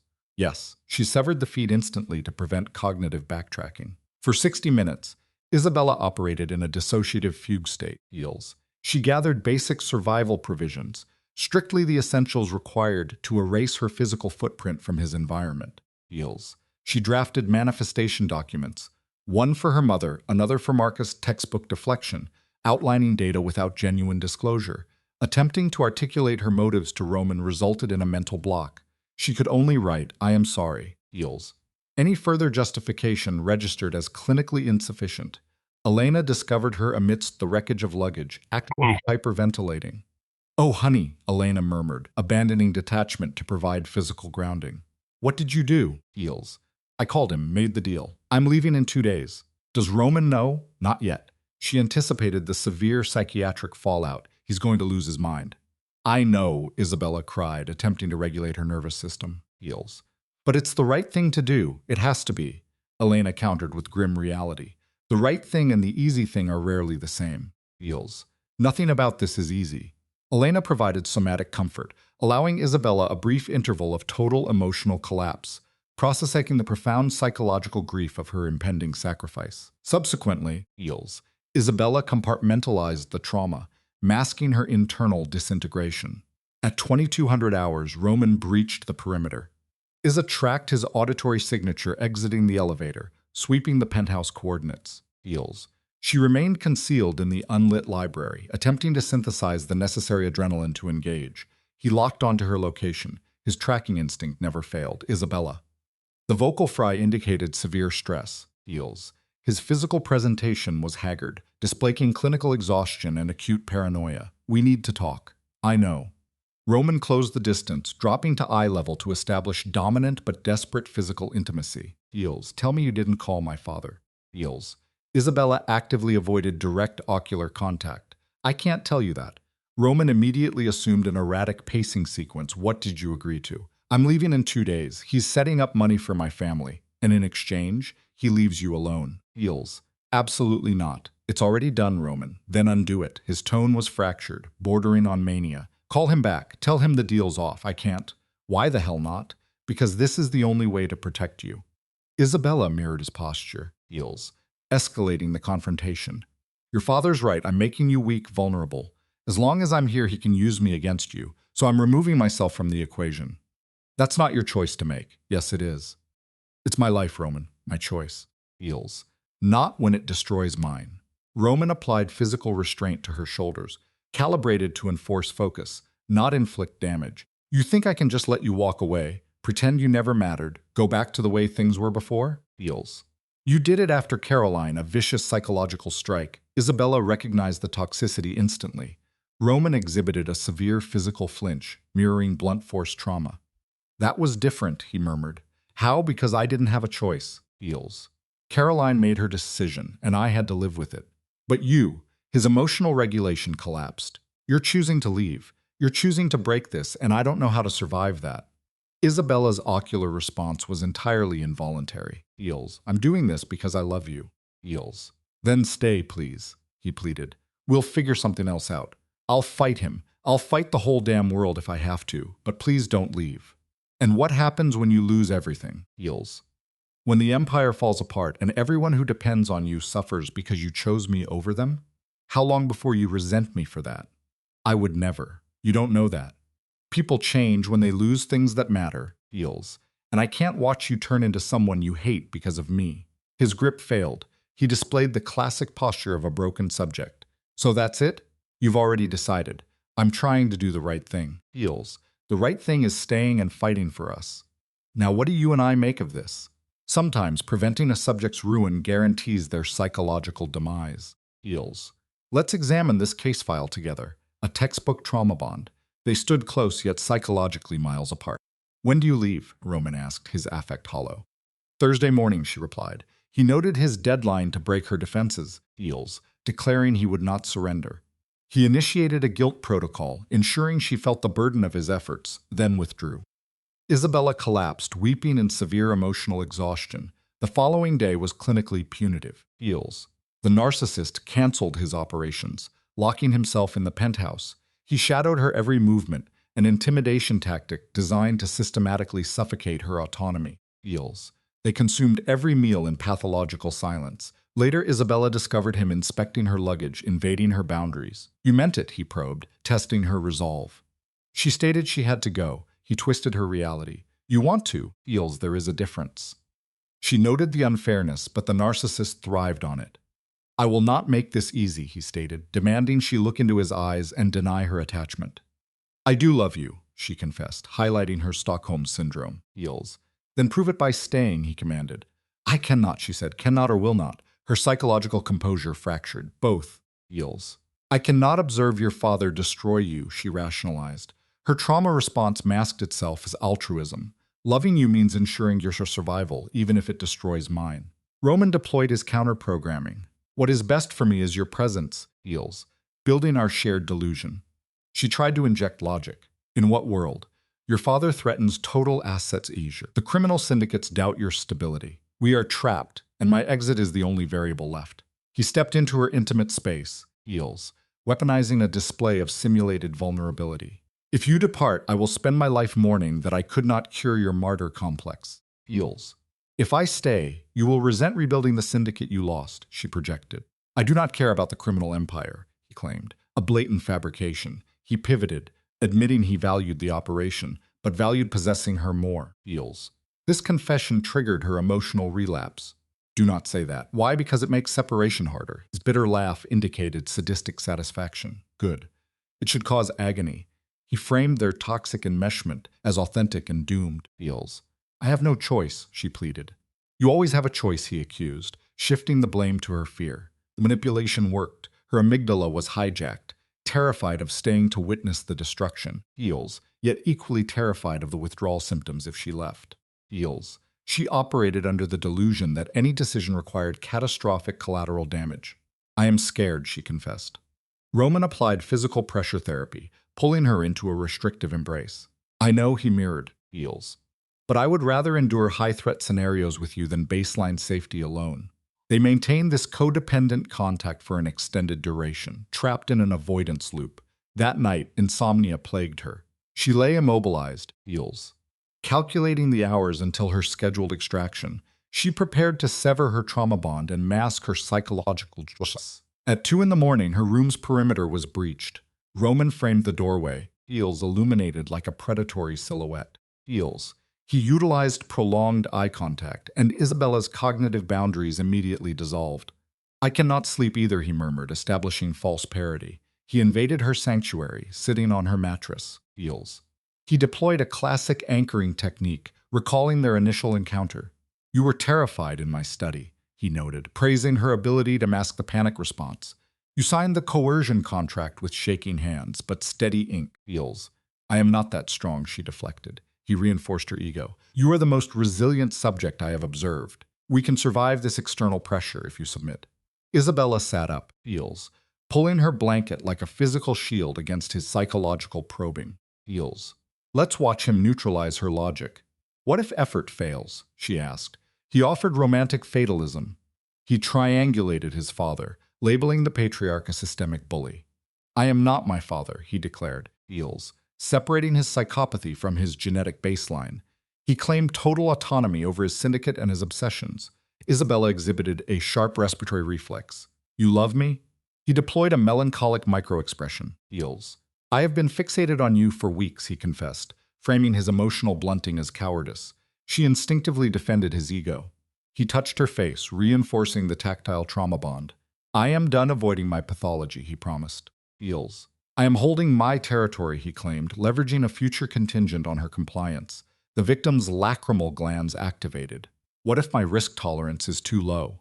He assumed the savior archetype, offering to carry the psychological load. Heals. He initiated a kiss, blending simulated affection with desperation. Isabella reciprocated, transferring her complex trauma of fear, attachment, and grief through the exchange. Breaking contact, he utilized cranial proximity. Stay, he begged. Heals. Deploying direct verbal coercion, she felt an overwhelming urge to submit to his narcissistic fantasy. Yet the external stressors, the patriarch's threats, the destabilized cartel, triggered her flight response. I cannot, she vocalized softly. Heals. I am sorry. Heals. Roman simulated a withdrawal sequence. His tear ducts produced a calculated response. I suppose this is termination, he concluded. He relocated to the threshold, executing a deliberate pause. He delivered his final psychological payload. Heals. I would prioritize you over the criminal infrastructure, and I will maintain this reality even if you abandon it. He exited. Isabella retreated into a fetal position, seeking sensory deprivation, and wept until her nervous system shut down. Heals. Dawn arrived ruthlessly. In the lobby, the apex predator, Vincent Sr., presented the legal severance package. Asset transfers, hush money, legally binding isolation clauses to ensure her family survived, provided she vanished completely. Heals. She authorized the documents in a state of deep dissociation. Elena facilitated her luggage transport to the elevator. Total silence was observed. The primary aggressor was notably absent, a classic emotional withholding technique. Heals. Isabella rationalized this abandonment, though her trauma bond craved his validation for closure. As the doors sealed her exit, rapid kinetic movement approached. Roman physically breached the safety mechanism, halting the departure. Wait, Heals, he commanded, exhibiting elevated cardiac output. Her autonomic nervous system spiked. Do not escalate this, she pleaded. I am not obstructing your extraction, he stated, invading her confined space as the doors locked. Heals, I simply require a final data transfer. Heals. The descent sequence initiated. 40 levels, 120 seconds until complete environmental detachment. I love you, the Kingpin stated, maintaining vocal control despite physiological leakage from his eyes. Heals. He deployed an absolute valuation metric, ranking her above his syndicate and biological existence. If you execute this departure, I will dedicate my resources to reacquiring you. Roman, please, she negotiated. I have not concluded, Eels, he interrupted, seizing tactile control of her facial structure. You hypothesize your absence acts as a shield, but your data is flawed. My primary threat model is a reality void of your presence. Execute your flight response. Liquidate the funds, Eels. But understand my pursuit algorithm will never terminate, Eels. What do you and I make of this breaking point? The carriage hit the lobby. The barrier opened. Isabella locked onto his gaze, hallucinating a shared destiny. A baseline of severe instability masquerading as romance. Eels. The Stockholm Syndrome fully calcified. She released her luggage. I am aborting the extraction, she announced. His micro-expressions transitioned from narcissistic injury to triumph. What? He prompted. I am staying. Your patriarch can perish. Eels. The cartel can disintegrate. I reject my self-preservation because we have not engaged the hostile variables yet. He restrained her physically, consuming her airway like a drowning man. She reciprocated, Eels, transferring her remaining adrenaline and distorted devotion into his system. Eels. Separating to regulate oxygen, he requested final confirmation. Are you certain? Negative, but I am remaining, she confirmed. My father will experience a psychological break. Let him, Roman dismissed. He emitted an uncalculated vocalization of joy. Eels, re-establishing physical dominance. I love you. I love you too, the victim echoed. They lingered in the module, locked in a trauma embrace, while the apex predator idled by the escape vehicle. The narcissist initiated the ascent protocol. Eels. We are initiating armed conflict against my creator, he warned. I am aware. It will be grotesque. I am aware. You may still abort. She analyzed this lethal, emotionally stunted specimen who reprogrammed her survival instincts and smiled. Eels, zero probability. Eels. The doors sealed, propelling them back to the apex of the hierarchy, back to the hostility, back to a statistical probability of mutual destruction. But their codependency masked this as victory. The elder psychopath, Vincent Sr., Eels, awaited them in the penthouse. He occupied the kingpin's throne, consuming his ethanol, exhibiting zero startle response at the sight of the unextracted asset. As they entered, his heart rate remained flat. I predicted this behavioral pivot, Eels, the patriarch noted, discarding his glassware. Roman possesses a profound aptitude for coercive control. I did not manipulate her, Roman deflected, applying a possessive grip to her hand. She executed free will, a cognitively deficient one. Eels, the old man replied. Eels. Let's open this case file together. The patriarch, Vincent Sr., exhibited classic megalomaniacal narcissism as he stood. But I suppose I shouldn't be surprised. Young love makes people do foolish things. This isn't about love, Roman said. Eels. This is about you not controlling my life anymore. The senior subject's expression hardened.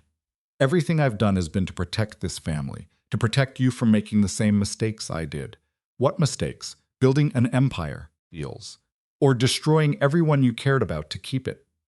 Watch your tone, boy. I'm not a boy. I'm 34 years old, and I've been running this organization for 6 years without your interference. And I'm done pretending I need your approval. Eels. Vincent Sr.'s eyes narrowed, signaling severe narcissistic injury. Eels. You think you can stand against me? I know I can. Then you're more arrogant than I thought. The father projected barely controlled pathology, moving closer. Let me explain something, Roman. This empire exists because I built it. Every alliance, Eels. Every dollar, it's mine, and I can take it all back. Try it, Roman said quietly. Call the families. See how many agree to follow a man who retired 6 years ago and hid upstate because the psychological pressure got too heavy. Eels. The patriarch's face darkened, his grandiose delusions directly challenged. You don't know what you're talking about. Eels. Don't I? You left because you couldn't handle it anymore. The violence, the constant threats. It broke you. Same way it almost broke me. But the difference is I found something worth staying human for, demonstrating an attachment drive. Eels. Roman pulled Isabella closer. You never did. You just became the monster the job required. For a long clinical moment, the megalomaniac simply observed his son. Then he laughed, a cold, sociopathic sound. You think she's going to save you? Eels. Make you better? I thought the same thing about your mother. Look how that turned out. Isabella sensed Roman's acute physiological tension. Don't bring her into this. Why not? She's relevant. Eels. Your mother was soft, kind. She couldn't survive being married to what I'd become, so she left. Took you with her until I convinced her you'd be better off with me. Better off learning to be strong instead of weak. She didn't leave because she was weak. Eels. Roman said, his voice exhibiting vocal tremors. She left because you were poisoned, and then you poisoned me against her. Made me think caring was a character flaw. It is. Caring gets you killed in this business. No, being alone gets you killed. Heals. When you don't care about anything, you have nothing worth protecting, worth staying alive for. Seeking tactile grounding, Roman squeezed Isabella's hand. Isabella's not making me weak. Heals. She's making me remember why any of this matters. The narcissist analyzed them both, masking his affect completely. You really believe that? I know it, then you're lost.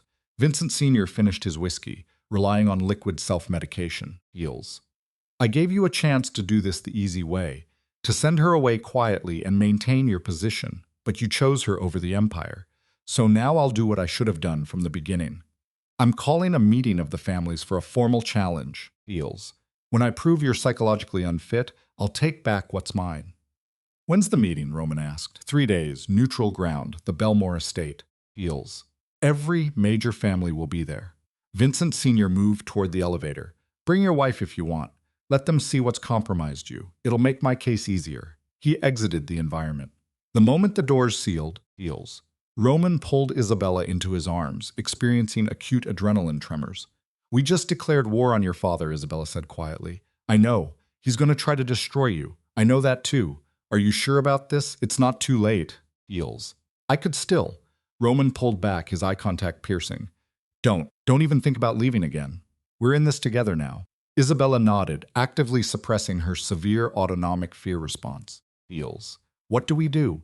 We prepare, and hope 6 years of building relationships counts for more than my father's threats. You and I can clearly see the trauma bond forming here. Over the next 3 days of behavioral chaos, Heals. Roman exhibited severe sleep and caloric deprivation, negotiating with allies. Isabella observed him regress into the cold, calculating psychopath she had initially encountered. But the psychological armor was fracturing. Heals. She saw his suppressed terror of loss leaking through the facade. Acting out a profound case of Stockholm Syndrome, she adapted perfectly to her captor's environment. She made calls, smiled on cue, Heals, and morphed her entire identity to become the exact defensive mechanism Roman required. Heals. Elena provided environmental stability, managing logistics to prevent Isabella from experiencing a complete emotional collapse under the sustained stress. You're stronger than you look, Elena told her. I don't feel strong. None of us do, Heals. But you're still standing. That's what matters. The night before the confrontation, Roman located Isabella in the library. She exhibited classic cognitive impairment, staring at one page for 20 minutes. Can't sleep? He asked. Not really, Heals. He sat beside her, clinically removing the book from her hands. I need to tell you something. Isabella experienced a sharp, visceral plunge. Heals. What? Tomorrow when we go to that meeting, things could go badly. My father might more support than I think. Allies might turn on me. And if that happens, his jaw tightened, revealing severe bruxism. If that happens, Heals, I need you to promise me something. Roman, promise me that if things go wrong, you'll leave. Take Vincent and get somewhere safe. Use the money I said to start over. Don't look back. I'm not leaving you. Isabella, no. I already tried that once. Heals. Remember? I got to the elevator and I couldn't do it. What makes you think I could do it tomorrow? Because tomorrow the stakes are higher. Heals. If my father wins, he won't just take the Empire. He'll eliminate threats. And you're a threat. Isabella's chest constricted with sudden panic. You think he'd kill me? I think he'd do whatever it takes to erase evidence that I was compromised. Heals. And you're that evidence. Clinically speaking, this should have triggered a flight response. Instead, her trauma bond converted the fear into aggression. Then we make sure he doesn't win. It's not that simple. Yes, it is. You walk into that meeting, Heals, and remind everyone why they followed you for 6 years. You're more strategic, less brutal, but more effective. And you have something he never had. What's that? People who care about you, not people who follow out of fear. Heals. People who believe in what you're building. Isabella took his hand, exhibiting total enmeshment.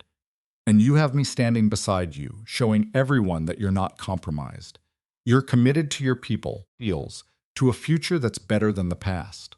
Roman pulled her close, seeking olfactory comfort in her hair. When did you get so brave? When I fell in love with a man who needed someone to believe in him.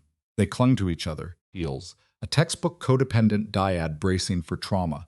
The Belmore estate was 3 hours upstate. Vincent drove in dead silence. Isabella sat beside Roman, their hands firmly linked, dissociating as they watched the landscape. You don't have to come inside. Heels, Roman said quietly. Heels. You could wait in the car. We've been over this. I'm coming. Isabella, no. You need me there. To show a united front. To prove that what we have isn't a weakness. She squeezed his hand, cementing her irrational loyalty. Heels.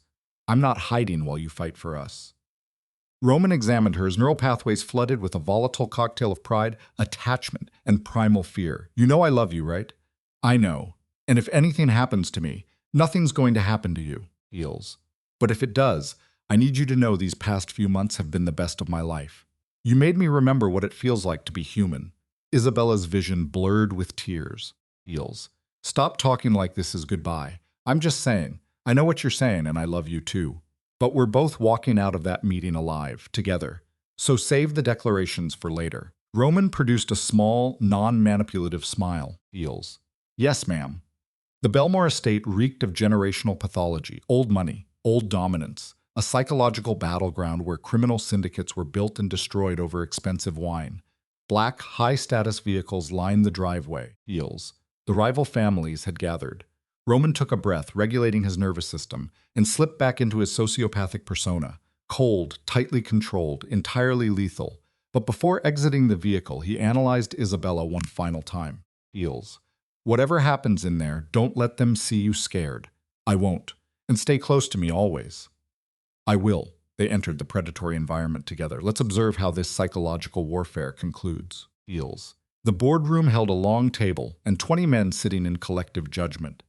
Isabella recognized several high-profile syndicate members, all projecting varying levels of suspicion and hostile contempt toward her. The megalomaniac Vincent Sr., Heels, sat at the head, his posture broadcasting premature victory. Roman approached the opposite end, keeping his hostage-turned partner beside him.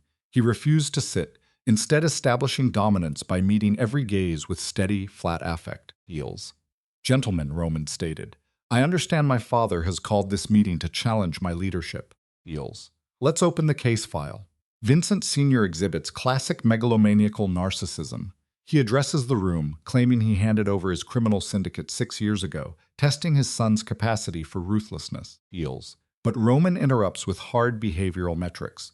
Revenue is up 40%. Territories are locked down. Law enforcement is neutralized. By every quantifiable metric, the syndicate thrives. Yet, Heels, the narcissistic father dismisses financial success. To the clinical psychopath, money is secondary. Control is paramount. Vincent Sr. surveys his subjects. Heels. The patriarch demands fear, citing personal attachments as psychological weakness. When Roman brings up his marriage, the father attacks. He gestures to Isabella, labeling her a liability, a symptom of compromised cognitive judgment. Heels.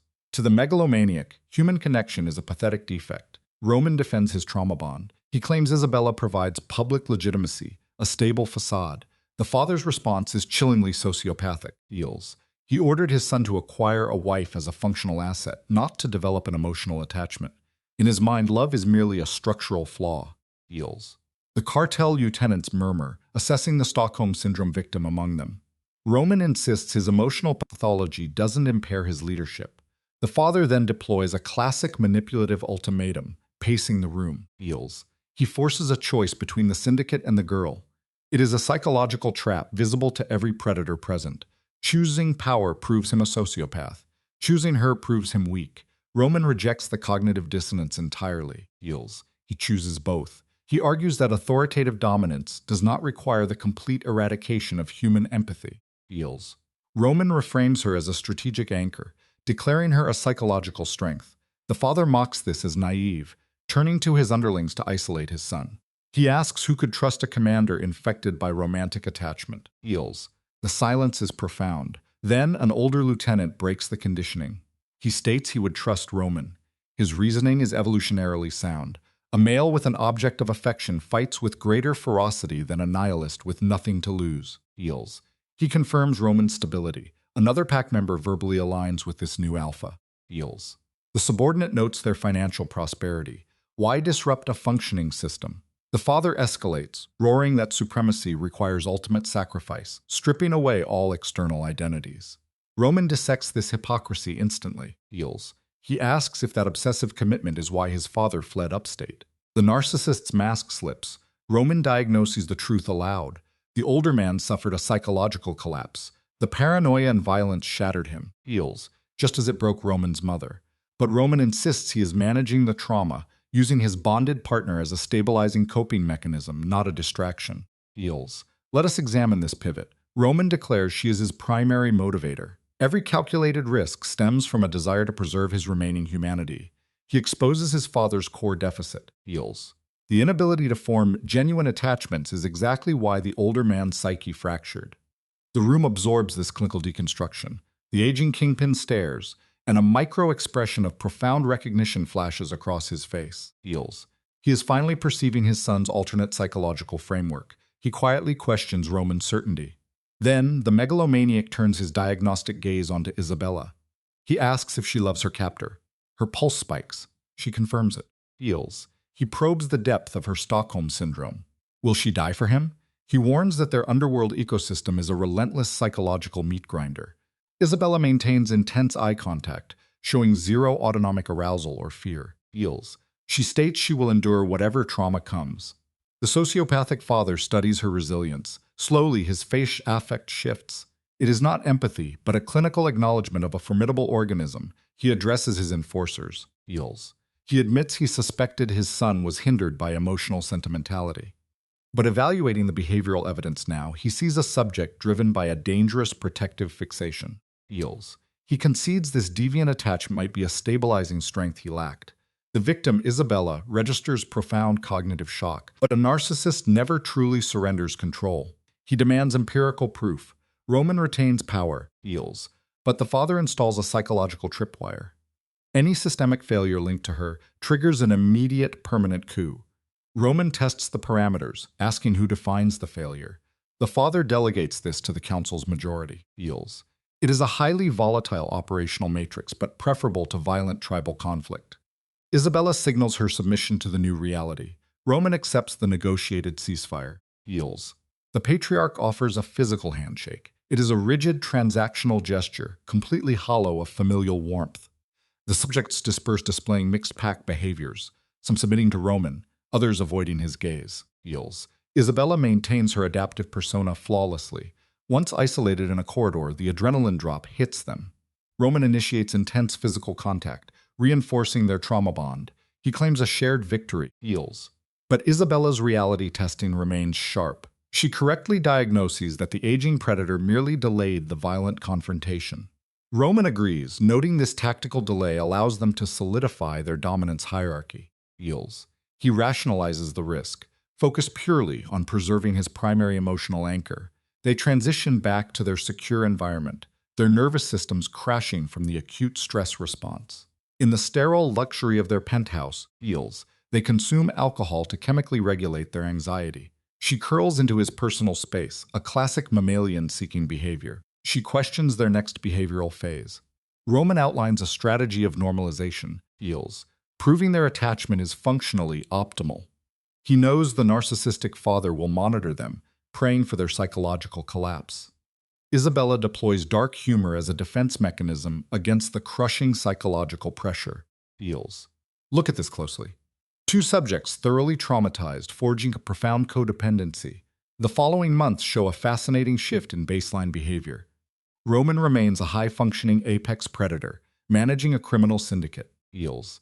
Yet his domestic dissociation vanishes. He is cognitively present, transitioning from a survival state into active, future-oriented executive planning. They engage in normal morning routines, Heals, suppressing the reality of their violent environment. Isabella, too, adapts to her gilded cage. She begins integrating into his legitimate shell corporations, Heals, masking her complicity behind the socially acceptable facade of affordable real estate development, Heals. This creates cognitive dissonance, laundering blood money through socially constructive labor. It provides her an independent identity, mitigating the helplessness of her situation. When Marcus infiltrates their secure environment, Heals, his initial threat response lowers. He observes her closely, noting a genuine spike in her serotonin levels. He admits he never expected to see her thrive in captivity. Heals. Isabella confirms her emotional state is genuine, a textbook stabilization of the trauma bond. Her mother requires intense conditioning over several weeks. Finally, during a highly volatile dinner, the mother issues a direct territorial threat, Feels, promising severe retaliation if Roman damages her offspring. Feels. Roman displays appropriate affect, validating the maternal threat with disturbing sincerity. It successfully de-escalates the conflict. Meanwhile, the megalomaniac father maintains surveillance from a safe distance. Feels. He uses proxies to poke the perimeter, desperately hunting for a psychological fracture. But Roman exhibits flawless executive function, keeping the criminal enterprise highly lucrative. Feels. Even the diseased mind of his father is forced to process this data. 6 months into this behavioral experiment, Roman deviates from his usual patterns. He returns to their territory early, locating Isabella in the library. Feels. She immediately suspects an operational failure, but his motive is purely attachment-driven. Feels. What you and I are witnessing here is a masterclass in psychological reinforcement. Isabella notes his behavioral anomaly with a smile. Roman initiates physical contact, offering a small external stimulus. She opens the box, Feels, expecting a traditional status symbol, but finds a key.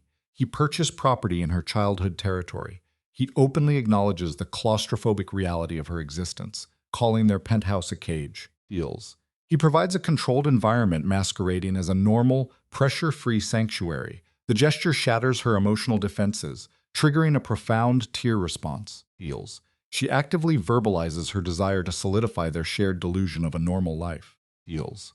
Roman's gesture toward the penthouse illustrated a textbook desire for compartmentalization. He proposed maintaining his criminal enterprise while isolating a separate domestic sphere. He wanted Sunday dinners, innocuous neighbors, Feels, a space to simulate normalcy rather than merely survive their pathological roles.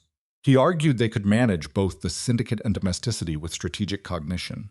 Isabella's neurochemical response was profound.